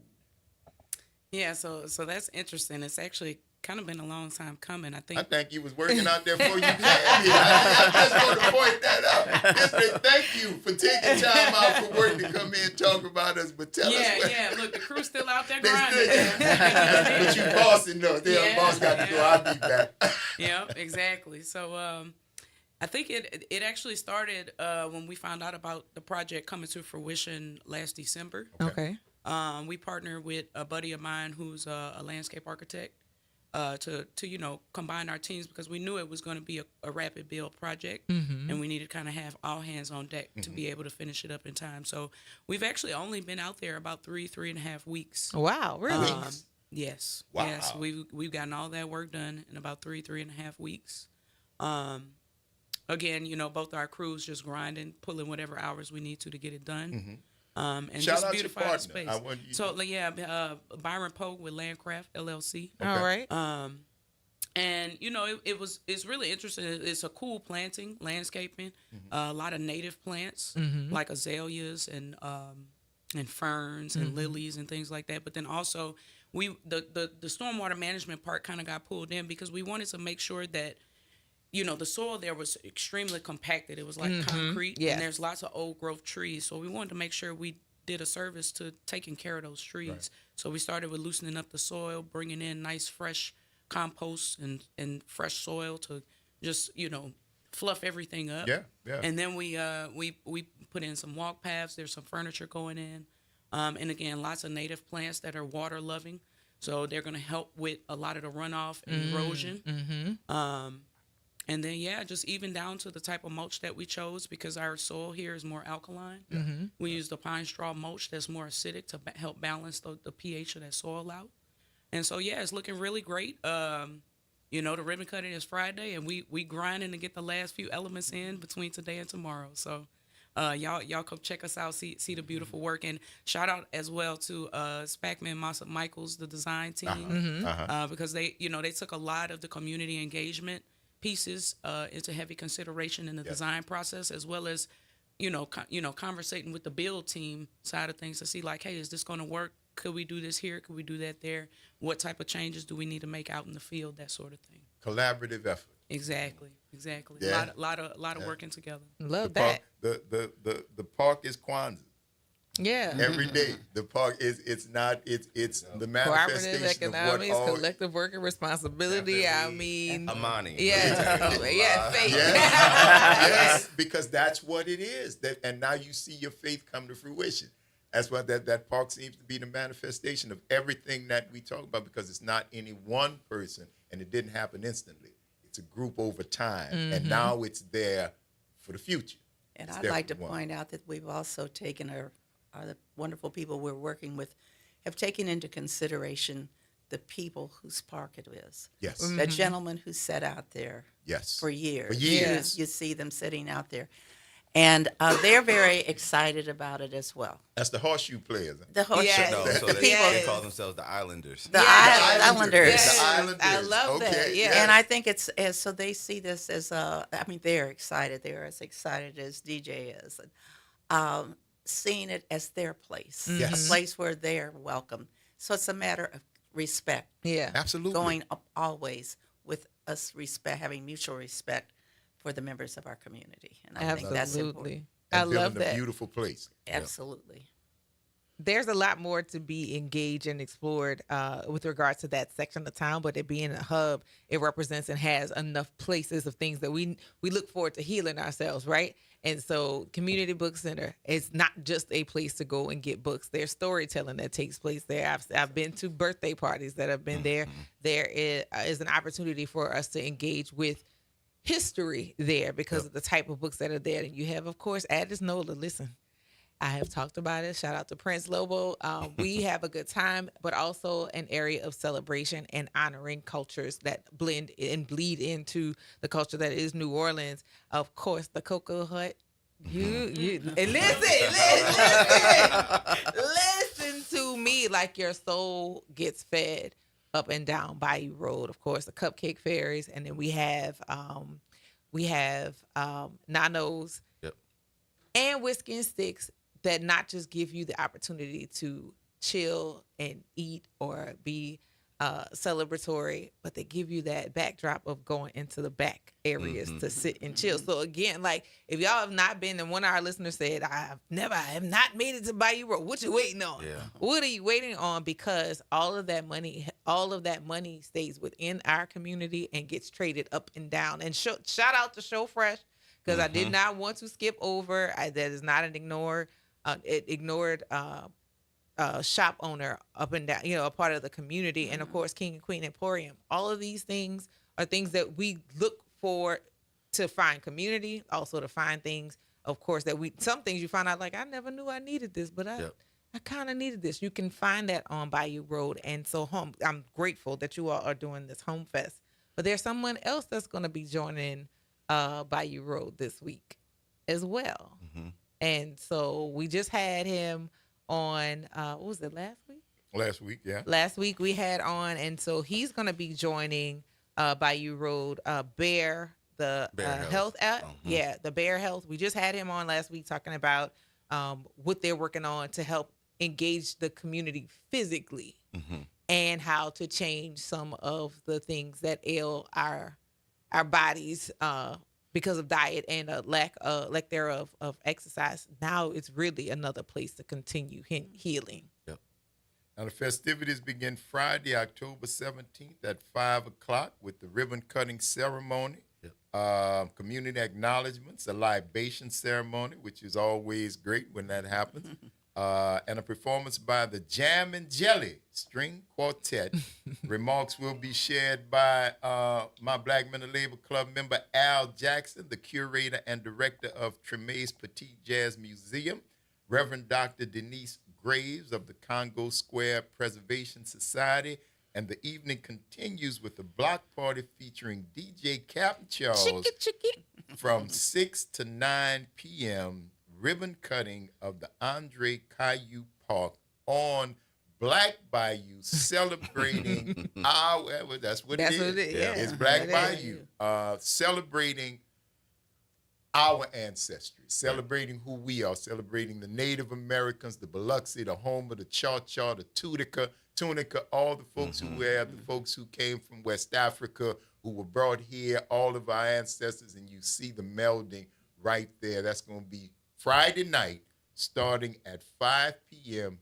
Be there. Thank you guys so much, not only for this, for what you're doing, but thank you for taking time out of what I know is a busy day to come share that with our listeners. Thank you for having us. Thank you for having us. Absolutely. It's the Front Porch, y'all. WBOK. What New Orleans is talking about. All day long. We're going to see y'all on the other side of the break.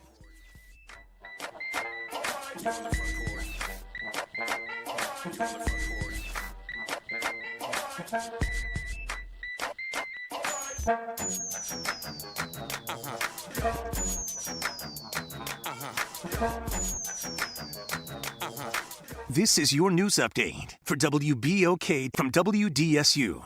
For all your news and weather, watch WDSU News, New Orleans' leader in live, local, late-breaking news. Today at noon and 4 p.m. More pleasant weather ahead. Lots of sunshine with highs returning to the mid to upper 80s. Temperatures ranging from 83 to 87. Again, lots of sunshine. That part's not changing. But by the time we do get to Thursday, we'll feel an uptick in humidity just ever so slightly. By Friday, definitely we'll feel that. Also more cloud coverage. Weekend rain chances for Saturday afternoon into early Sunday. From the WDSU First Warning Weather Center, I'm Raven Richard. The New Orleans Jazz and Heritage Foundation is the nonprofit organization that owns the New Orleans Jazz and Heritage Festival presented by Shell. With the funds generated from Jazz Fest, the foundation invests in Louisiana companies through economic development, cultural enrichment, and free educational programs. To learn more about what the New Orleans Jazz and Heritage Foundation does, please visit www.jazzandheritage.org. A message from the Greater New Orleans East Business Alliance. New Orleans East is primed for economic development and growth. The East has an abundance of commercial space and vacant land available. The opportunity for development is endless. Come be a part of the economic rebuild. For more information, please give us a call at 504-957-3568. That's 504-957-3568. Building a strong New Orleans East makes a stronger New Orleans. You're on the Front Porch with WBOK 1230 AM.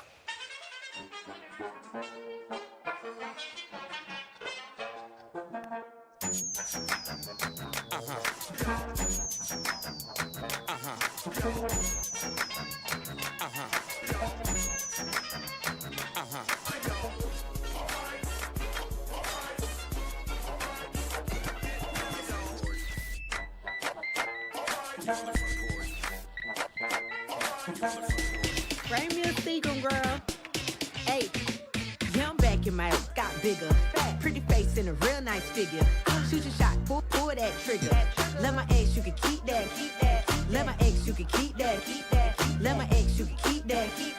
Want my ex, you can keep that. Let my ex, you can keep that. Let my ex, you can keep that. Hell, getting down, should pimp that tree. Run around town, yeah, you know I'm really lit. Had to leave that boy, so you know I'm getting thick.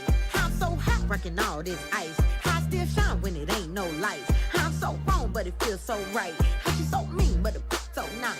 Bad little baby rapper CB, kinda got waiting on me like a fresh out the county. Hardy Squad can't even get around me. Hardy Squad can't even get around me. Yeah, I'm back in my got bigger. Pretty face and a real nice figure. Shoot your shot, pull that trigger. Let my ex, you can keep that. Let my ex, you can keep that. Let my ex, you can keep that. Want my ex, you can keep that. Let my ex, you can keep that. Left that boy, he ain't got no motion. Dang his money on the gram, he posting. Look, it's been a joke, but a bitch ain't joking. Tryna come back, you smoke. Yeah, been there, bitch, you ain't gotta think twice. Only not the grab, yo, like.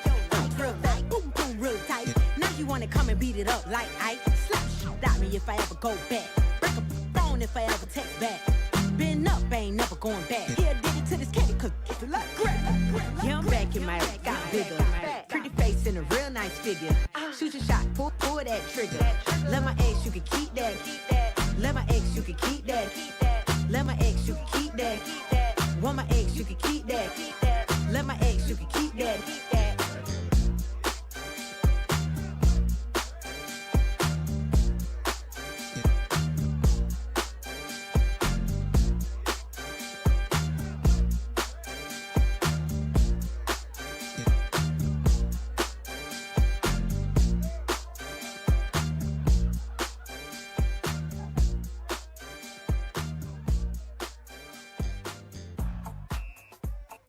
Welcome back, y'all. It's the Front Porch, WBOK. I'm your host, Braylon Bryant Banks. And I'm your host, Kimber White Dupree. Hey, y'all. Brother Nyron on the other side of the glass, y'all. Bringing it to you right here on this Bad Churn Wednesday. Thank you for rolling with us. That was a good one. I can tell you that. A great interview right there with Beverly McKenna, with Dejon Jordan, and with Arian Hall about the Andre Caillou Park ribbon cutting and home fest happening this Friday. We want you guys to be out there starting at 5 o'clock right on Black Bayou. You heard me? It's going to be really, really nice. And then the party is going to be after that with the one and only world's famous DJ Captain Charles, who's going to be spinning from 6 to 9. The ribbon cutting is at 5 with some remarks and some folks talking. And then the party begins at 6 o'clock from 9. Out in the street, in the park, with all of the wonderful establishments in that area open and welcoming you in to taste and their wares and to have a cocktail or two and maybe even smoke your cigar. Mm-hmm. All of those things. Yeah, you could do that. All of, I can't say this yet. What? It was something that's coming that hasn't been solidified, so never mind. Well, yeah, the park, if you've ever been over in that area, you know that little triangle-shaped park right there when you pass Bayou Road. Uh-huh. My man used to be out there on Fruit Orleans at the little spot right across. Well, actually, that's where he started when the first time I got fruit from him. Shouts out to you, King. Yes. Right there. And he moved and they had the little place across the street, right across the street. And Circle Food Store for a little while. But that spot has always been a gathering place, a cool spot. And I'm glad that it has been shown some love and some attention placed on it to make it look like, Make it look like it's a welcoming place for us to do the stuff that we're doing. So, yeah, thank you. Thank you for y'all caring enough and putting into action of the things that are going on. Absolutely. And yes. I miss, I just talked about needing intergenerational conversations. You go by the men who are playing chess, the women in the barbershops, the people who were playing horseshoes, the people who playing dominoes, people who playing spades, and sit and listen while they're playing. Yeah. That's Cam. That's one of the meeting spaces that we need. All those people doing those things and people having it be a welcoming place for people to come and sit and listen. Oh, absolutely. All are welcome. It's been that way. Mm-hmm. It's been that way from the natives who were here before the supposed arrival of the rest of y'all, to the Africans who came here in chains, who made friends and changed this whole spot right here. 300 years, man. Mm-hmm. 300 years on Black Bayou. Indeed. 300 plus. Yes. Still counting. So, yeah, come on out, man. That's going to be a fun celebration just to celebrate us. Home Fest. Because we home. Correct. And that is, again, that's our village meeting spot, or one of them. One of our village meeting spots here in the city. And it's so much that's happening. Fruit Orleans started there. There's every Saturday you go catch him, get you some real good food. Absolutely. And the last time I talked to him, he was asking about CJ because they used to play in when he had the brick and mortar place. Mm-hmm. CJ right across the street, as a matter of fact, from the park. Yes. The MINs, the MINZs, used to play, the group that CJ used to play with. They used to play in Fruit Orleans. And he was like, well, how is CJ doing? I was like, oh, he's a junior in college. He was like, you're lying. I was like, no, real talk. He literally is 20. Tick, So, tick. yeah. Find Black businesses that do good service and shout them out. Give them the free advertising. Platforms that take money to run, support them. Advertise with them. See how all that stays in the Black community?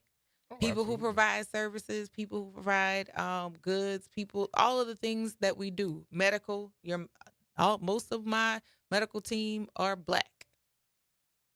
And I'm not saying that other people aren't doing a good job, but like us first. At some point, you gotta put yourself first, huh? The first thing that people say, pay yourself first. So take care of us. Take care of your people first. Yeah, it's revolutionary. Mm-hmm. It's revolutionary. That's why you better listen now, because I don't know how long they're gonna let us keep saying that. Right. It is revolutionary. It's something that we've never tried before. Well, I'm sorry, I'm saying that wrong. We've tried it before, and we've seen it. We've seen the success of it to the point where it was so successful that people want to blow it up. They did. Burn it They want down. to. Yeah, they did. Flooded it. They did. All because you said, don't come over here, boss. Do your own thing over there. And We when did. You got mad. But it's all right because we see that the blueprint has already been laid out and been printed in blood. And we can do it. And I think we're in a better position now just in case that challenge would come from outside those walls again. You'd be better prepared this time. But, yeah, I don't think it should stop us from doing the things that we need to do as we have made everybody else who have come to these shores rich. Let's do it for us. Can we? That's all. Please. Let's do it for us. God. And I don't mean rich because that's the point of money is not even Not what to this hoard whole thing it. about, but to do trade and economics with people who look like you and people whose money spends in the community that you live in and people who have a vested interest in making that community better. That's who you should give some thought to when it is time for you to go and spend your hard-earned dollars. Think about where it goes, how many times it's going to go around. When you shop at folks, and the folks who are providing the service got to have good service. Mm-hmm. No question about it. They go hand in hand. It's the Front Porch, y'all. WBOK. What New Orleans is talking about. All day long. Don't go nowhere, y'all. We're going to see you on the other side of the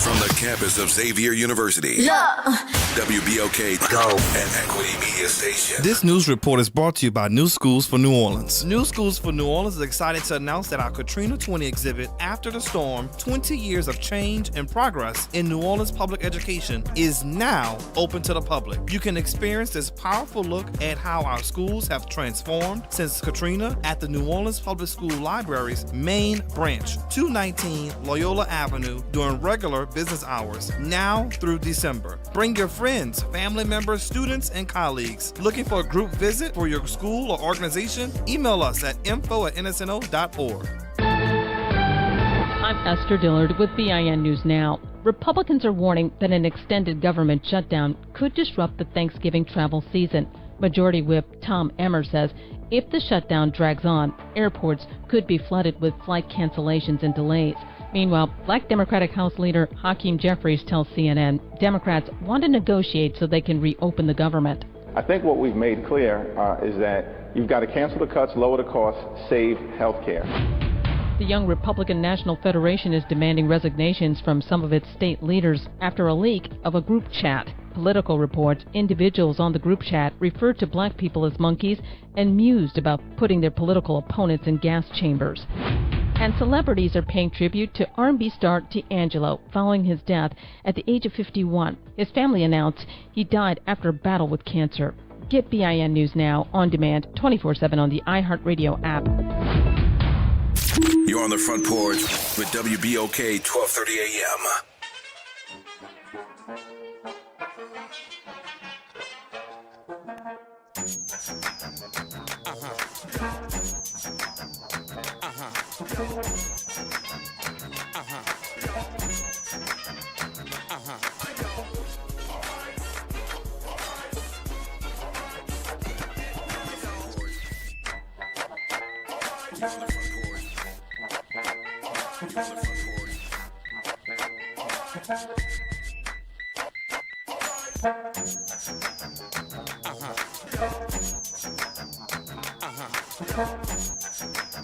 Welcome back, y'all. It's the Front Porch, WBOK. I'm your host, Braylon Bryant Banks. And I'm your host, Kimber White Dupree. Hey, y'all. And that's Brother Nyron on the other side of the glass, y'all. Bringing it to you right here on this Bad Churn Wednesday, hump day, middle of the week. Thank y'all for rolling with us as we move into this third and final hour of today's episode of the Front Porch, continuing our broadcast from the historic campus of Xavier University from our studios right here at the foot of the overpass on South Norman C. Francis Parkway. www.wbok1230.com is the address, or hit us up on the talk line, 504-582-9422. It's Wednesday. It is my cohort meeting tonight. I got a lot of work to do today. A lot of things are coming my way. I did not get to go to bike night last night, which was also Taco Tuesday in my neighborhood, but I had other stuff that I had to do last night. Okay. All right. But I went back to the Blackbird yesterday. To the who? Blackbird. Remember the place we looked up last time that I told you about? But we didn't eat there. I think I remember the conversation, but I need food to remember. It's like, I remember talking about it, but, I ain't got no tastical memories, Well, I have some more tastical There you go. memories See? from yesterday. I had the burger yesterday because the first time I had the lettuce wraps or the lettuce rolls with the shrimp and stuff. It was it was delicious. And I had some other stuff. Oh, I had the tostadas. That was good. Yesterday though, I had a burger and the fries and of course Palomas. Multiple. Understandable. But Understandable. this time we sat outside. Okay. By the pool. Okay. And that was so dope. I had such a good time. This time we had a different bartender. She was really cool. And it was good. Well, there you go. Sit there and talk to the people on the Blackbird and get your Paloma. I had a Paloma last night, too. I had a little meeting and wound up over at Taco Cartel. I had never been there before. It's the first time I've been there. And drink Palomas, of course, because they've got a very extensive tequila selection, which bodes well as far as somebody like me having a good night. So I got a Paloma, and it was so good I got a second one because what they did that I really liked, number one, it was fresh grapefruit juice. That's the key. If you use fresh grapefruit juice, and it was not as sweet. See, that's the good thing about Paloma. That's what when you're drinking by the pool outside in the summertime, it's not cloying. It's not very, very sweet. It's refreshing, kind of like grapefruit. It's bracing, right? And it works well. And they made a good one. Had a little tahini on the rim. And oh yeah, it was at Tacos Cartel yesterday. Yeah. Okay. Yeah, I had a meeting yesterday evening, and right after the meeting, said, "Well, let's go run over here because still had a couple of more things to discuss. So might as well get something to eat, break a little bread." That's what we did. So it worked out. Yeah, it worked out. Lovely. I did not get it. I was going to. I was in my brain. I was going to go to the bike night last night. At this bar that I found out existed maybe a month ago. Okay. In my neighborhood.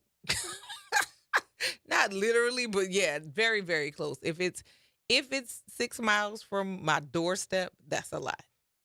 That's how close it is. Wow. Yeah.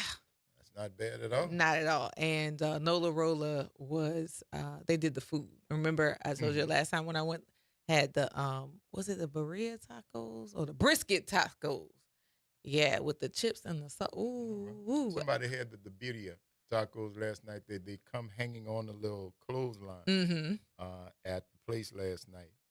It's 3 of them. Yeah. And they come hanging on the look like a little clothesline. And the birria sauce is in a bowl up underneath. So you pull them all. Because some people, they soak them for you. I don't like them. I like send them dry. Let me soak it myself. Yes. Because if you soak it, then it might be over soaked. You know? For sure. Now, Mark say black businesses who don't do good business, you're supposed to just give them your money and don't talk about it. If you say something, they say you're hating on your own people. Say it to them. Yeah, talk to the people. Say it to them. Mark. Talk to yes, people say it. who was say it to them. Ask for a manager, and just let them know. You don't have to be ugly. See, that's what I say. I pay my bill and tell you. You understand? Because I ain't nothing free. Right. I come here, I had a meal, I ate. Some things were subpar, but I don't want to go and tell everybody else about the subpar things that if I don't had tell from the you. people who can actually correct them. See, again, y'all know me, I'm more about solutions than I am about running around pointing out the problem. Some people don't want, they get some kind of pleasure or sense of power or something. Of shagging people or trying to take them down. You never talk to the people who could fix it. And I don't have a problem with you if you complain. I understand. It's your right to complain. If you're dissatisfied, why are you complaining to people who can't do anything about it? Can't do anything about it. You just, are you looking for an excuse or you just want to talk about it? See, because that's the difference. So you're looking for the thing to be fixed. So you're coming back again because y'all know I'm a 2-shot guy. Restaurants, anything, because anybody could have off day. Yes. I'll give 2 shots. Not baseball, not 3 strikes, 2. I'll give you 2 shots. And if the service is not good, especially if it's a black-owned place, I'm going to tell you. I got 30-plus years of hospitality training. I'm a master trainer. I know what I'm talking about, boss. All right? So if I take the time just to pull your coat to something, I'm going to know what kind of business you're running just by how you take what I'm telling you. Right. I'm going to know exactly what's going on. If you can't get criticism that is beneficial to it, but in all critiques, there's something that's valuable that you can take from it. And everything else, you can toss it out, right? Yeah. But if your point is to be the best business you can be, you welcome the critique. You find ways to embrace it. And some things that you acknowledge that, okay, I see what you're talking about, but I ain't ready to change that. That's fair too. You get to say that. But like the people who flip out on critiques, and okay. I mean, there's some restaurants that other people love. We will keep our money. No problem. I've been there twice. They're not high on my list. Do I bash them? No. Because they're not for me. They're very popular. Other people love them. So what is my one opinion? But some of y'all think y'all one opinion mean everything. And you want to tell everybody about your bad time at this particular place, but no reference about what you might have did to contribute to it. And, I don't go out looking for free stuff. I don't go out looking to hustle. I sure don't go out looking to be mistreated or have bad service. But if I do, because it happens, because I ain't special. Right. Now, say that one more time, and we're going to talk about that a little bit, right? I ain't special. So it's going to happen. So these things happen. They happen. They happen because you're a human being in exchanging space with other human beings.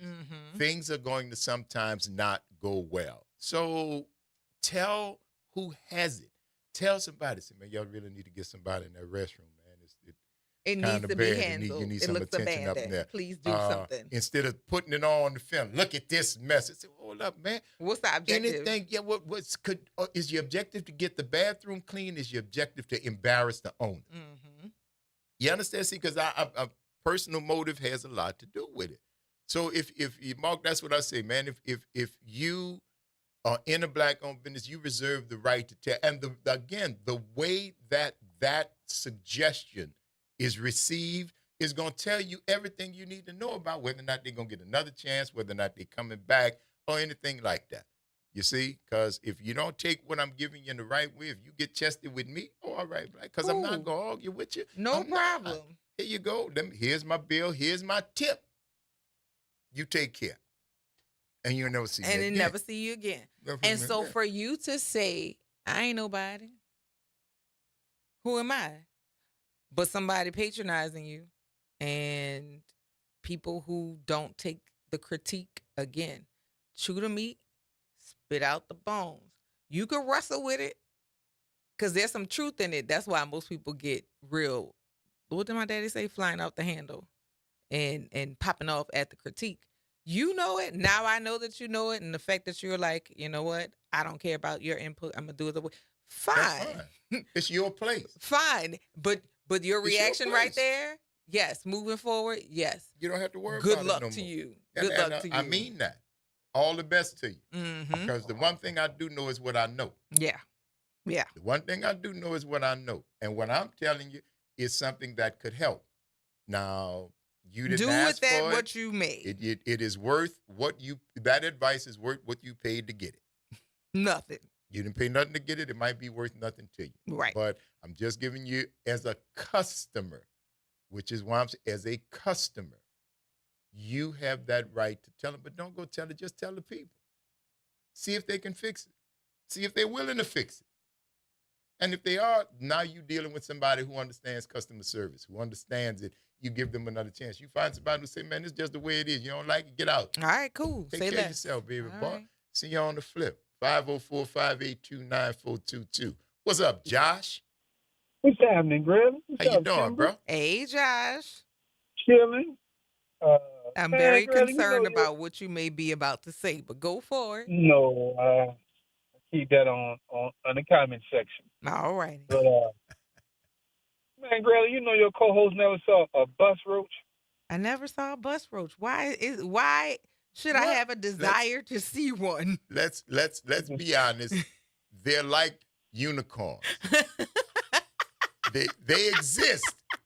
They do exist, but they are rare. You don't see them all the time. But when you do, it's like, damn, a bus roach. Does it make your bus ride different? For me? To me, yeah. For me, it changed the whole bus ride now because I got to see where this little dude going. See, I got to see where he at. I'm not curious. Yeah, I've I seen don't them. want to do it now. And the one thing I know is that there never is one roach. Oh, it's never one. There is never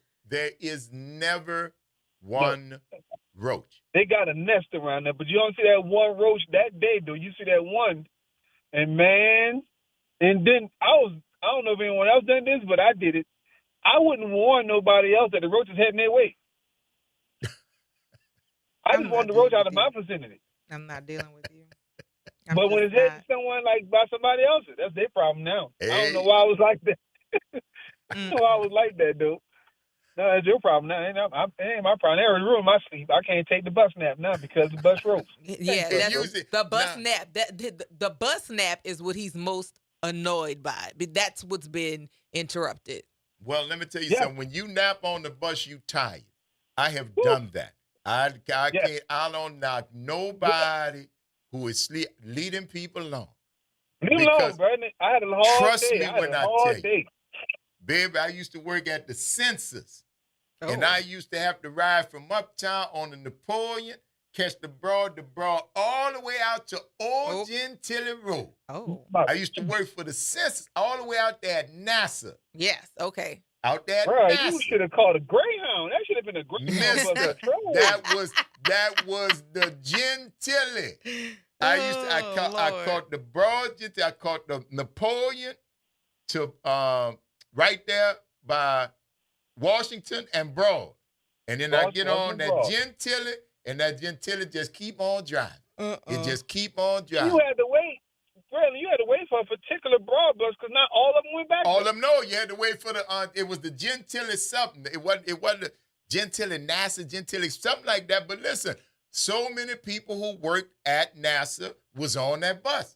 Bruh, It went out there and when I tell you, in the evening, coming back, babe, I wish somebody would have woke me up. It'd have been a fight. It'd have been a fight. I'm telling you. Oh, I nodded off the bus. Yes, indeed. I have done that. The true talent was you napped, but you still didn't miss your stop. No. You will wake up and glance at where you at. You're like, I got 20 more minutes. I got two more stops. Yeah. Yep, I got 2 more stops. Let me get up, start stretching, get it Let me together. get up and get myself together. But you never miss your stop. But no, because I have seen people wake up and pass their stops. That's I'm talking about I've seen that. I've never done it.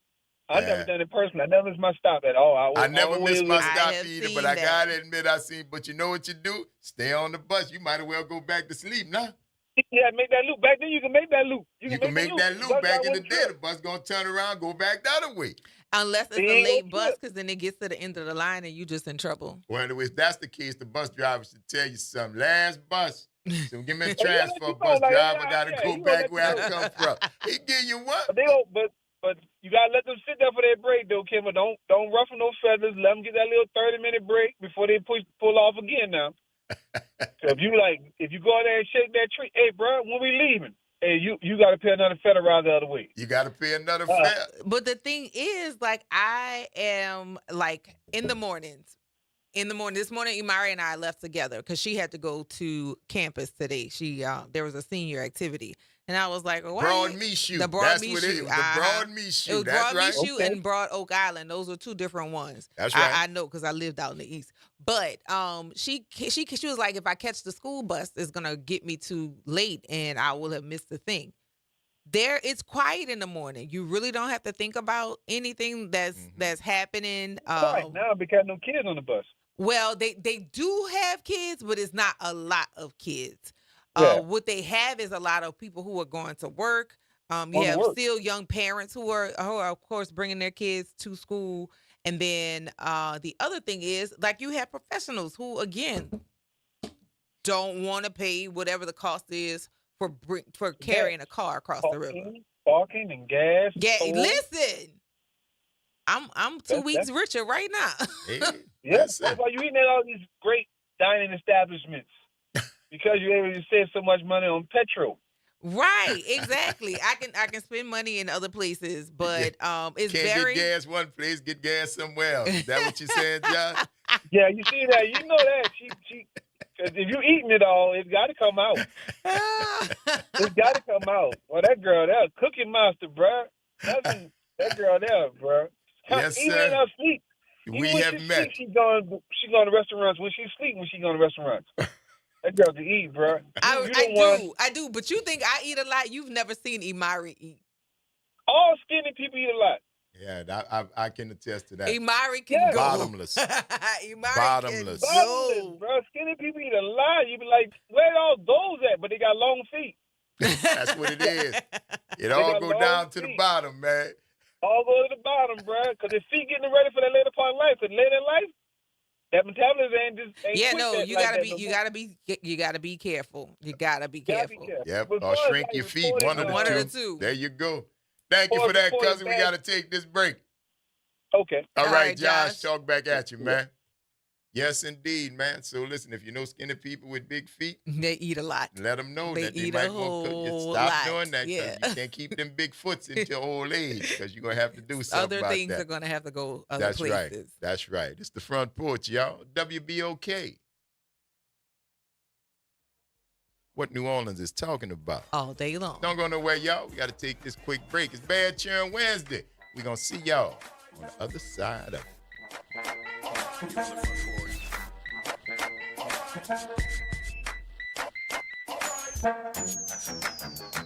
Good Wednesday morning to you.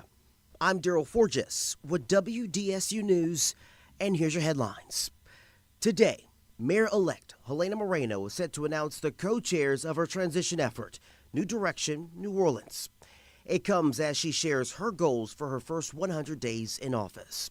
Moreno says she's discussed the transition with current Mayor LaToya Cantrell.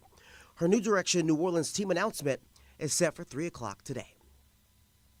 New Orleans police are asking for your help finding a person of interest in connection with an illegal dumping case. Police say that Carla Hervey is a registered owner of a 2019 Nissan Armada that was used in an illegal dumping incident last week around Michoud Boulevard and Expedition Drive. Now, she's not currently wanted for any crime and is sought for information regarding the incident. You'll remember this summer, the NOPD began enhancing efforts to crack down on illegal dumping along Michoud Boulevard. All right, new details on the status of the consent decree for the Orleans Parish Sheriff's Office. It comes as the NOPD consent decree appears one step closer to ending. Yesterday, a judge gave the Sheriff's Office 2 weeks to turn in certain documents. This allows concerns over a recently cyber-attacked issue. OPSO claims the breach prevented them from, quote, providing plaintiffs and monitors with timely information required under the consent judgment. I'm Daryl Forges, and that's your headlines for WBOK. Have a great day. This is the Bloomberg Black Business Beat. The banking industry is working hard to try to earn the trust of black households. Research from the McKinsey Institute for Black Economic Mobility shows that avoiding banks is costing black families money and could be a key contributor to the racial wealth gap. That's why firms like Greenwood could make a big difference. It's a black-owned financial institution helping to bring more black families into banking, and it's reinvesting in the black community. Ryan Glover is co-founder and chairman of Greenwood and talked to me about some of the creative ways his firm gives back. When our members create an account through Greenwood, it provides essentially 5 meals to a food insecure family through Gooder. Each time you make a purchase, Greenwood rounds up the spare change to support HBCUs through the UNCF. Glover's Greenwood co-founders are rapper and activist Killer Mike and former Atlanta mayor and U.S. Ambassador Andrew Young. I'm Bloomberg's Justin Milliner on the Black Business Beat. Lowe's knows you've got a job to do, and we help get it done. With the MyLowe's Pro Rewards program, eligible members save more with volume discounts on qualifying orders through a quote of $2,000 or more. Join for free today. Lowe's, we help, you save. Offer can't be combined with any other discount, contract, and/or special pricing. Exclusions, more terms, and restrictions apply. Details at lowes.com/terms. Subject to change. With Fidelity Wealth Management, a dedicated advisor gets to know you and your goals to build a comprehensive plan to help grow and protect your wealth. Backed by a team of specialists, they'll analyze all your accounts, even the ones they don't manage, to keep an eye on taxes and provide proactive portfolio insights that can help you unlock your wealth's full potential. Learn more at fidelity.com/wealth. Investment minimums apply. Fidelity Brokerage Services, LLC. Member NYSE SIPC. Hoops, Heat, The Truth, On Demand. Ball Don't Lie is now live on all podcast platforms. Tap in, search WBOK Media, find Ball Don't Lie, and bring the fire with you wherever you go. Download, share, and leave that 5-star review, because the game doesn't stop when the show ends. 2517 Bayou Road is the place to be. Nano's Kids Cuisine and Pastries. If you're thinking brunch, lunch, breakfast, or dinner, if y'all looking for a great spot with authentic New Orleans cuisine, Nano's Kids Cuisine and Pastries is the place you want to be. Y'all come check us out at 2517 Bayou Road.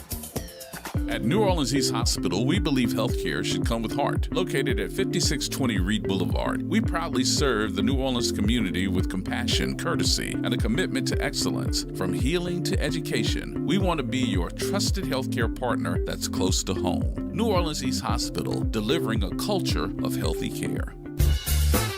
This is Andronika Morris, host of Put Housing First. Join us every Tuesday at 12 o'clock, where we will discuss how housing affects every aspect of our lives and what's necessary, what's needed to guarantee housing for all. Join us every Tuesday at 12 o'clock as we dig down deep onto the issues that affect all of us.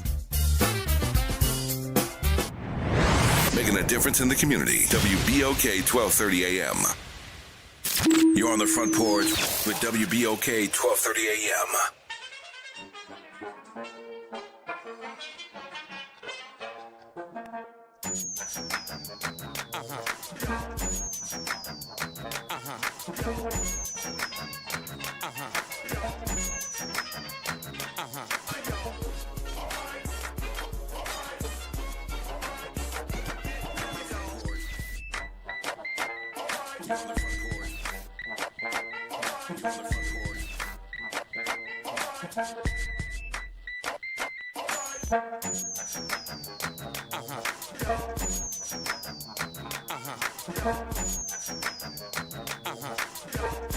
Welcome back, y'all.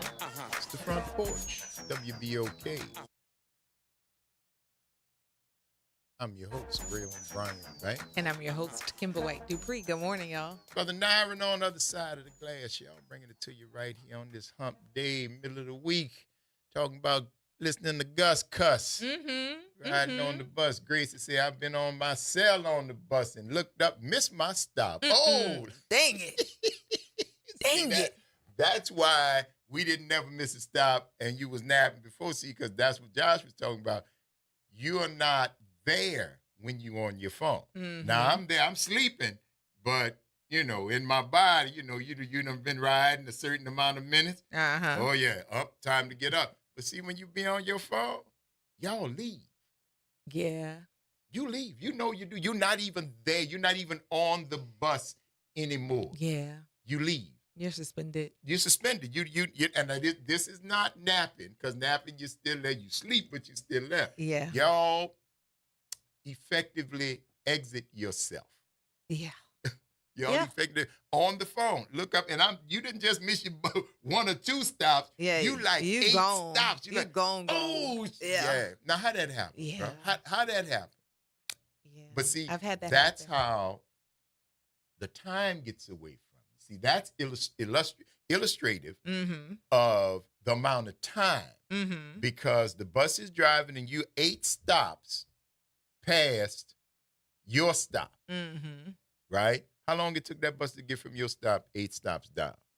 Ooh. If in the city, it's short.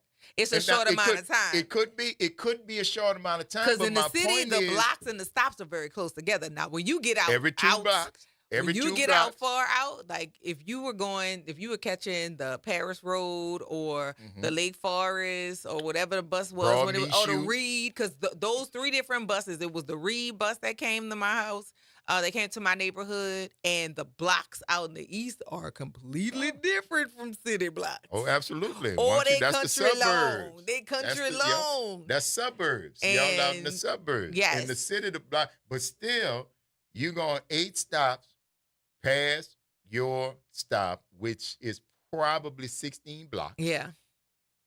16, 18 blocks. Yeah. That you going to pass. And then you look and you say, oh, guess what? Where that time went? Because that's what happened when you're sitting at the house.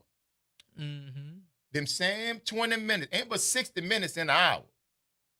You done just took 20 and left and didn't know where you went.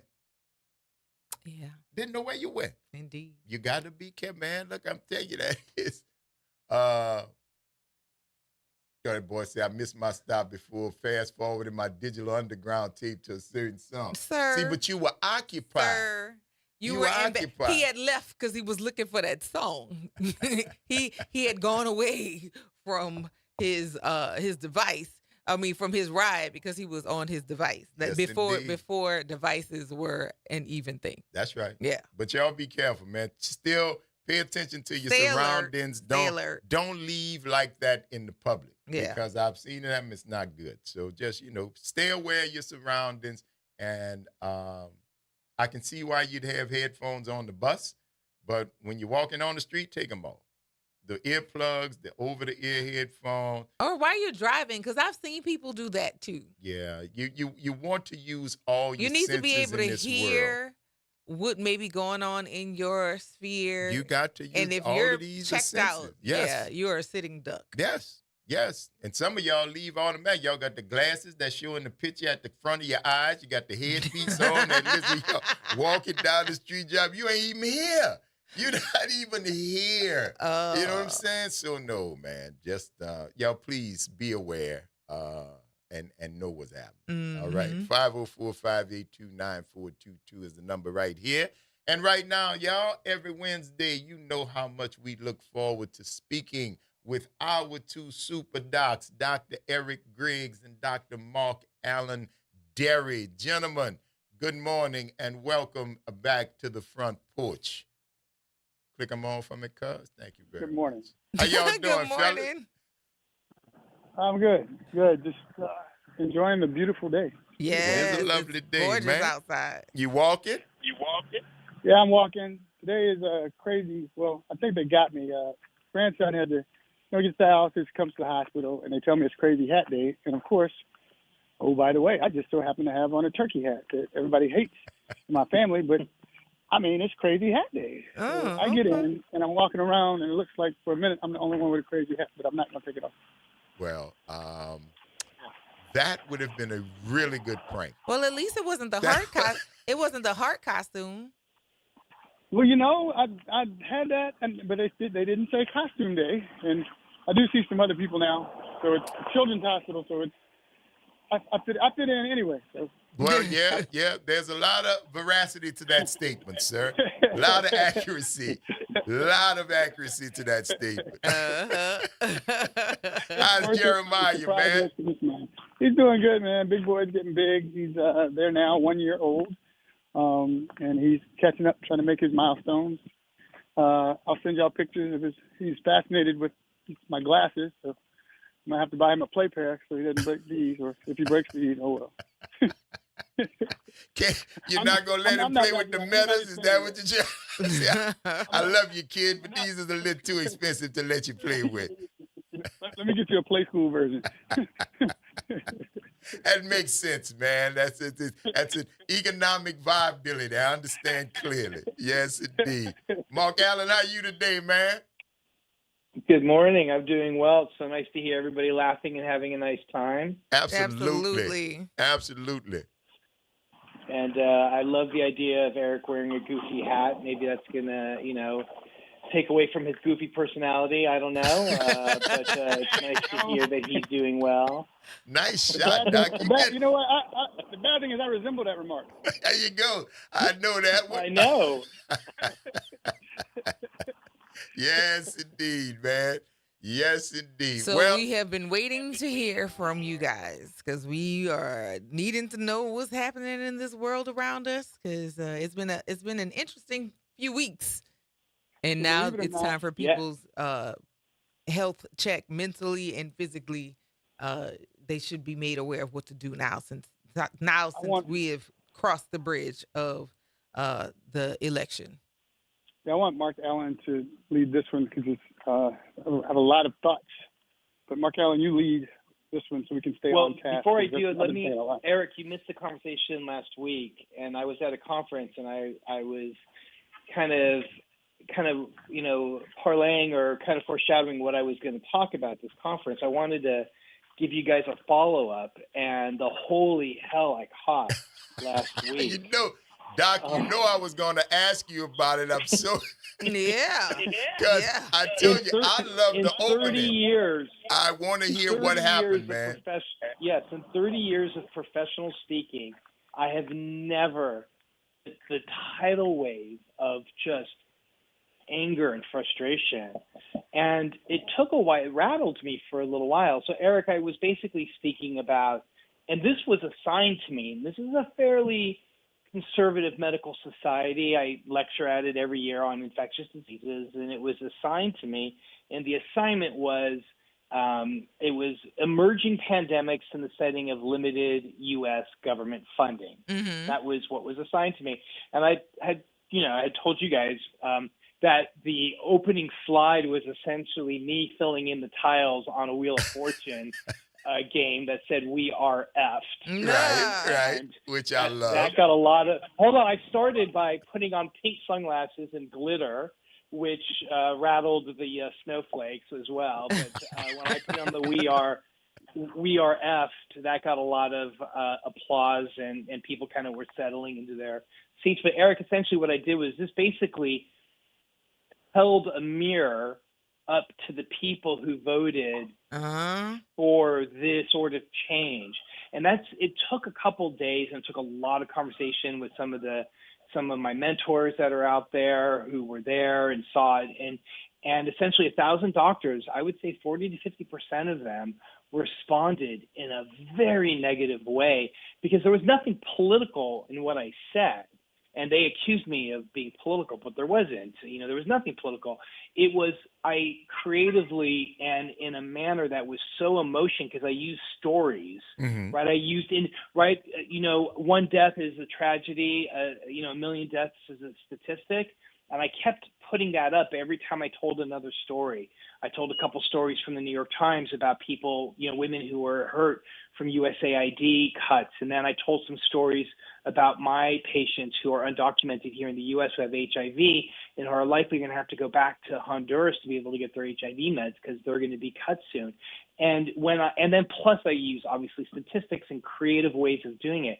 But when I held a mirror and reflected back to people who, there were two people there. There were people who understood and appreciated what I was saying, and there were people who had a very difficult time appreciating what I was saying because I held up to them in manners that they could not deny. Yeah. And when I kept saying there is going to be a tsunami of pain that are coming and that we need to grieve as doctors, I have been using, I've been talking about that. This is something that I first started talking here on the Front Porch several months ago about the need for us to grieve. Yeah. So I kind of went into detail about the need to grieve.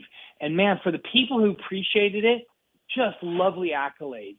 But the people who didn't, it's still something that's being talked about now. I'm still waiting to hear back from the society to see kind of what's happening because I went and said, there were comments, they won't let me see, the comments that were online were apparently very vicious. Random people found my email and just emailed me just to say the comments online were vicious and were completely inappropriate. And I am asking the society to find those people because they were not anonymous. They had their names. They were doctors. And I'm asking them to apply the code. Was this from the general public or a closed audience? Closed audience. These are physicians, 1,000 internists. Wow. These were 1,000 internal medicine doctors. Wow. And they were denigrating me. And I was like, you have to go and apply the code of ethics for this organization to those doctors and chastise them. You better not be chastising me. I didn't even mention, the only time I mentioned the president's name was when I was just quoting him from a newspaper article. That was it. I never made this about politics. So it's very interesting. And what I'm seeing is that these doctors are like buyer's remorse, big time. And the only way that, that they could exert their frustration with their own personal buyer's remorse was to take it out on me, which is fine. I have very thick skin. Like I'm in a call room right now in the hospital and it could barely contain my ego. So I'm fine, but you can see that, and I have a feeling that we're going to see more of that frustration coming out because we are definitely headed down a path that Eric and I have been we've talked about for 5 years now. Yes. The plan of action for COVID was no plan, and we're going to start seeing more of those things now. And what we're starting to see now in South Carolina, for example, that was just, I think, released today or yesterday, that they are starting to see upticks in cases of measles in schools that have the lowest vaccination rates for measles in the state. So these are predictable things that we know are coming, add on top of the fact that we don't know what's going on with bird flu or what have you. But anyway, that's kind of the follow-up. I appreciated last week being able to kind of chat about it. You guys got me into the mood. By the time I hit the stage, I was like firing on all cylinders. Yes, I love it. We gave you the locker room. Let's go. Totally. And I think I told you toward the end, I did another round of Wheel of Fortune, but this time it was misinformation Wheel of Fortune, and the words were acetaminophen, ivermectin, and bleach. Just like things. It was a misinformation medicine cabinet is what I called it, and it was like it wasn't a statement. It was more of words. And anyway, so yeah, that got a rounding applause and a standing ovation for the people who understood. It was just a creative way of delivering information. So anyway, thank you guys for letting me share. No, dude, absolutely. Thank you for sharing because that sounded like it had to be a hit. But growing up here, Doc, there's an old saying that it's a hit dog that hollers every time. You understand? Yep. Every time. And all of those doctors who decided that you had hurt their feelings because you had the nerve, the unmitigated gall to point out the effects of their direction in the last election, you become the enemy. You become the bad guy. But I love when you laugh about it. I love the way you handle it. 100%. And guess what? My grandmother had a saying too: if you're mad, scratch it and get glad. Or if you're scared, go to church. And May, I hear the emotion, but I need you to look back at how we ended up on the porch. I need you to look back at during the pandemic when I was getting death threats. I need you to look back when all those emails and all that stuff was happening, the whole nine. I said that to say we came up with a solution that you said you practiced. Hey, man, flush. Look yourself in the mirror. Forgive yourself. Leave that, whatever it is in the toilet, flush it in the bathroom. Let's move on. You with your tribe now. You with your tribe. You are where you are celebrated. So you good. Leave That's right. Go. That's right. And I remember, man, a lot of folks didn't realize that you two gentlemen really, during the heart of COVID, when we were on the air and talking, y'all were not exactly heroes to everyone. Mm-hmm. No, we got so much hate, man. Yeah. After a while, you start wearing it like cologne, put it on like lotion. Yeah, come on, man. All right. You must be doing something right. You must be, and that's what we knew. That's what we knew. I didn't realize the level of hate that you guys got until later, man, because people were literally losing their minds because you guys had the nerve to try to tell people, as doctors, as public health physicians, infectious disease experts, we're telling y'all what you should do to keep yourself safe. And that garners hate and vitriol from other people. That's no different than what the docs did to y'all. Did to you, Doc Mark Allen, at that conference. No different. Yep. And remember, you don't know them people. This ain't personal. This is business. It's business, and it's the business of science and math. You're dealing with numbers, epidemiology. Nobody wants to be the bearer of bad news. Nobody wants to do the math that brings up bad news. But, they say don't kill the messenger. Well, you know what? The postman puts the mail in a box and he leaves. That's right. That's it. That's it. I'm out. That's it has nothing to do with me. I don't have to worry about you not inviting me to your barbecue. I don't have to worry about you not inviting me to your party, not inviting me to anything because I don't know you. I'm just giving you information and I'm out. And then I'm gone. That's right. And I'm trying. And how about this? I love you anyway. Anyway, and I know that's gonna make you madder than anything else I could do. Right. Yeah, it reminds me of. Yeah, no, I was gonna say it reminds me of the stories when things were so bad and the New Orleans hospitals were open for the rest of the state because we were all vaccinated and we were having to take care of people from the rest of the state who were not vaccinated. We had vaccination rates at some points up to like 89 or 90%. Yeah. And we had very, very high vaccination rates and we were fine. It was the rest of the state that had vaccination rates in the 30s who ended up in New Orleans hospitals, ended up in my hospital. And, I've told this story a number of times, but, we tell you these things up front because here's what I don't want to happen. Just as you're about to be intubated, you're like, Doc, hold on. I'll take the vaccine now. Yeah. Like, I'm sorry, brother. It's way, way, way too late, man. It's too late. Not anything you can do. And also, am I going to wake up? Like you're about to be intubated, and that means how sick you are. And we're just trying to prevent that from happening. That's exactly right. One of the things that I was talking about was how if we need to start masking again in the state of Louisiana and different parts of the country, there will be no mask mandates. Yes. Mask mandates are a thing of the past. I mean, can you imagine that? Yeah. The fact that we are taking one of the most effective, cheapest, and most simple tools that we would have in our tool bag as physicians and as public health practitioners, which is basically a non-pharmacologic intervention, an NPI, right? We have the most basic thing, which would be we're just going to mandate if you're going to be going to the grocery store, you wear a mask. So you protect yourself and you protect others. Those mask mandates are not going to be there for us. And that's just something that, is really just, it just boggles the mind. Is what you were talking about a moment ago, Graylin. Why would we do these things? Why are we starting the race already half tired? Already. That's right. That's right. why are we starting to run a marathon? But it feels like, at mile 1, you already feel like you want to call and throw in the towel. There's no reason for us to be approaching this with our hands shackled behind our back. Yeah. And that is going to be some of the difficulties that we're going to face if and when the time comes. Well, Doc, I'm thinking that not only will you not see mask mandates, I think you'll see some parts of the country where wearing masks will probably be outlawed. I would not be surprised. I would not be surprised. Yeah, they're going to pass a law that says you can't wear a mask in public. You're going to see a lot of people start to live indoors after that. Yes, indeed. That's the only way that they're going to be able to do it.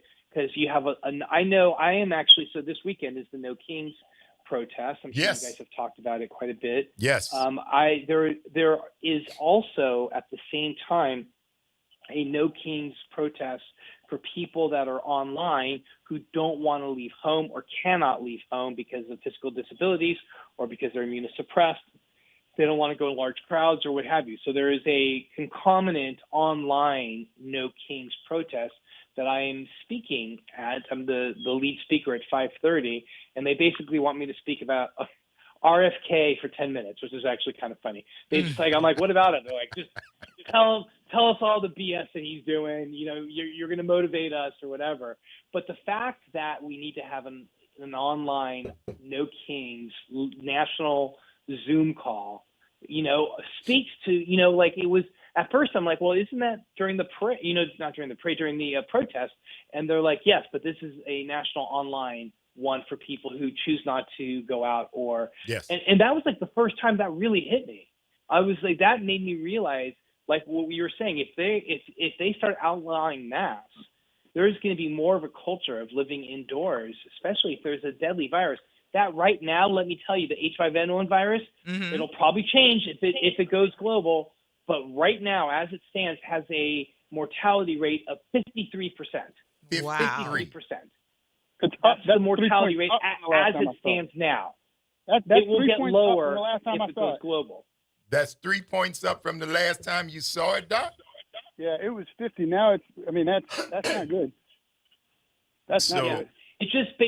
It basically means that the virus is slowly, like we talked about here on the front porch, if a virus becomes highly virulent, in other words, it kills you easily, it's low transmissibility. Yes. If it it'll slow down. high transmissibility, if it becomes a high transmissible virus, then it lowers its ability to be virulent. Thank goodness in our universe, the laws of the universe as it stands now, a virus can't have both, because if it did, humanity would not. We wouldn't survive it. Right. We would not be able to survive. Which is why you follow and track the viruses as they evolve over the course of time, and that's why MA said it'll change by the time it gets here, because the virus can't survive. We talked about it with COVID. The virus can't survive if it knocks out everybody in the party. There is no party, and it won't be invited back to the next party. Yeah. Right. There's nothing left. Yeah, so it has to degrade its insults and its bad temper down, so it can at least be invited and accepted as the grumpy dude, and just kind of hang around that might show up, as opposed to someone that might hurt someone. Right. Make sense? Yeah. What is 100%?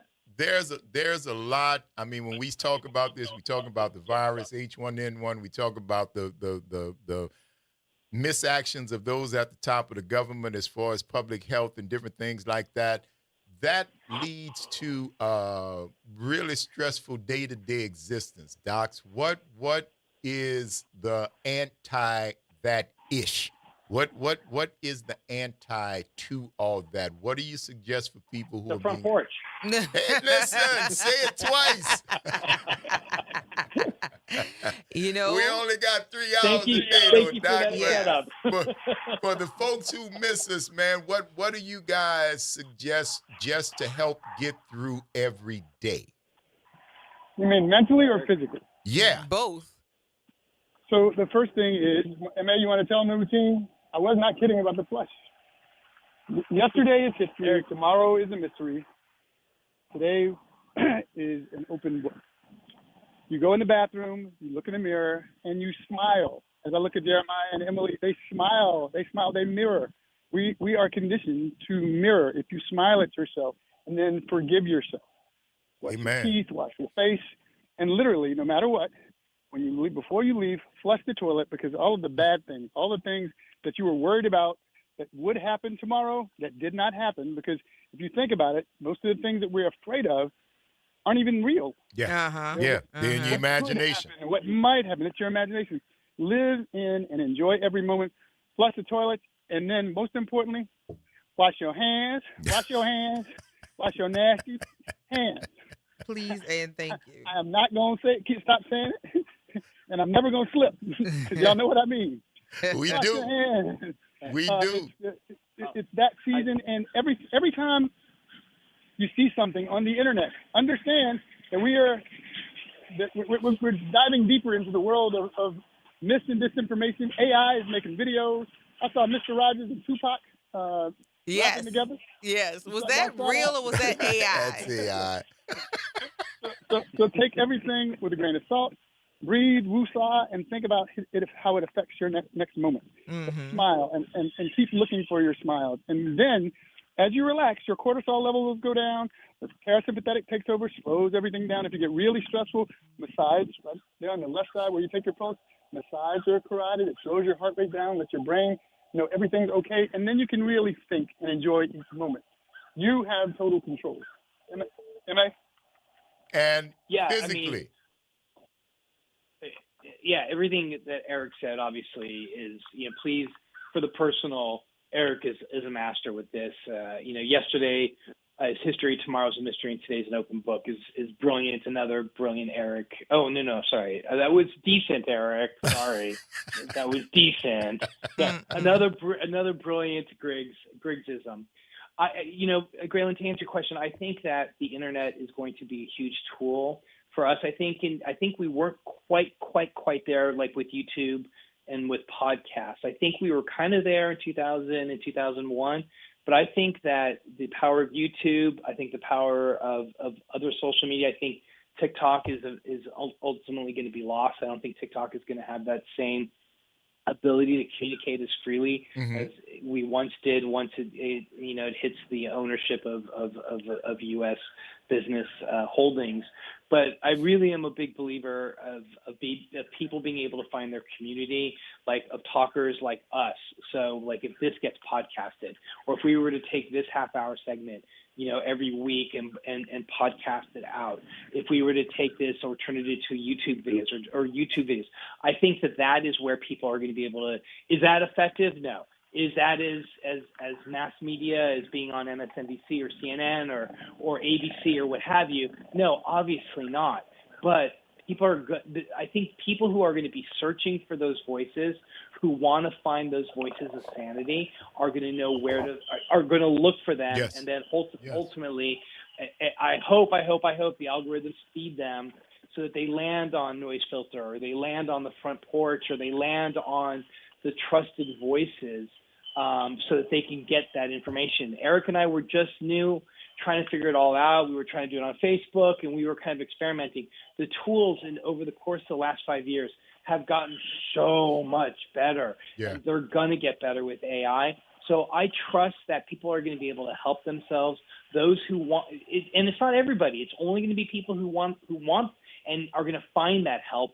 I think that we're going to be able to do it using tools like on social media or Substack or YouTube or Blue Sky or some of these other areas where you can find that, where the algorithms want to feed you that information. If you go to Twitter or if you go to some of these other places, the algorithms aren't, or Facebook, they're not going to feed you that information.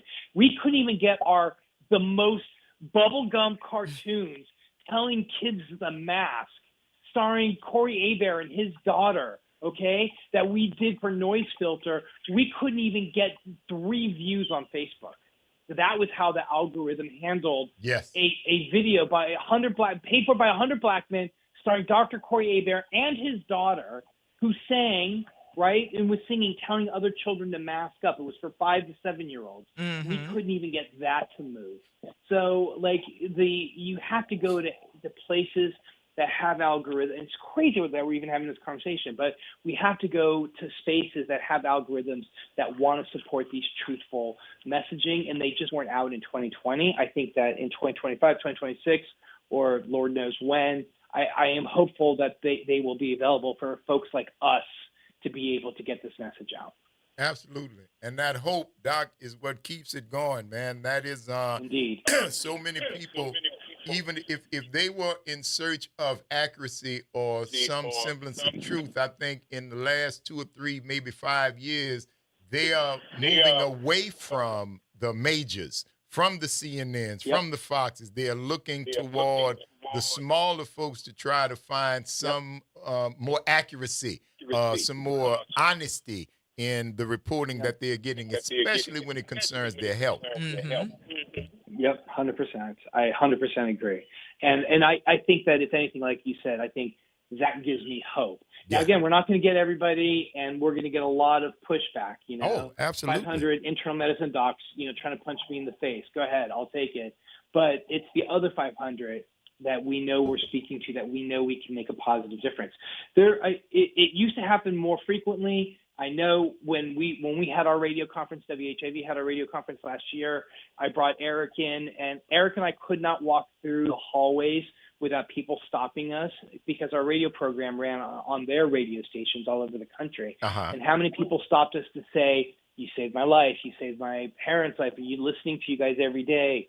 You know, whatever. And so people were consuming that information, and that was T-ball, you know, compared to what potentially could happen next. So I think we have the potential, especially here on the Front Porch as well, to really make a significant difference moving forward, because we keep the conversations honest. And like you said, people are going to want to come to these conversations so they can protect themselves. And they know that we are trusted voices.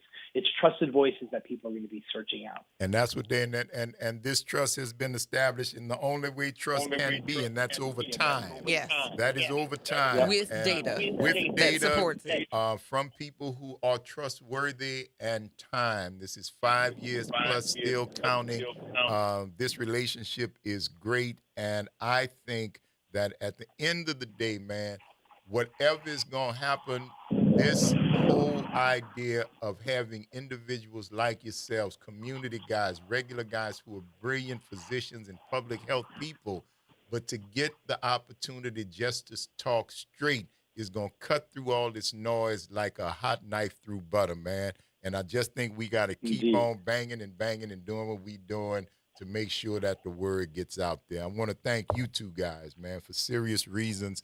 For the past 5 years plus and counting, I know the toll that it has taken on you, but I also see the rewards, and I hear from people who have listened to this show just what you said, that you guys saved my people. You saved from listening to you. I've gotten it from listeners, and I wanted to make sure you guys knew, man. So thanks so much, gentlemen. Y'all enjoy the rest of your week, and we'll see you next week, all right? All right. Thank hey, you, guys. Raven, real quick before I leave, what type of music do balloons hate? Pop. That is. Goodbye. Goodbye, Eric. Dang, that was good, man. Goodbye, Eric. There you go. Come on, bro. I got you. Man, I gotta get another hat. That was Love good. that. Get another hat. Buy a newer book of jokes. I got little ones. I do dad jokes. I got it. But keep it up. I love it. I love it. Y'all be safe. We'll talk soon. Yeah. Later. That's hilarious. Dr. Mark Allen Griggs, Dr. Eric Griggs and Dr. Mark Allen Derry. Yes. That was That was pretty cool. That well, was very great, good information that's very useful. And then we got a dad joke. And then we got a dad joke. Yes. Absolutely. Love and that. we want to thank you guys for giving us 3 hours out of your lives that you'll never get back. We certainly hope we've given you a little bit of something in return for the investment of your time. I'm your host, Graylin Bryant Banks. And I'm your host, Kimber White Dupree. Take care of yourselves and each other. See y'all at home best. And we got outside going on the next couple of days. So Yeah, we're we're going to be outside. Yes. Tomorrow we'll be at the and Historic Friday. New Orleans Collection, and then Friday we'll be at the Historic Dewdrop Inn. Dewdrop So Inn. we're going to be getting it done. Y'all practice random acts of kindness. Do something nice for somebody just because it's a nice thing to do. Take care of yourselves and each other. Did I shout out Naira? I don't think I did. Of course, y'all know that's Naira Sanders on the other side of the glass. And we're going to see y'all on the flip.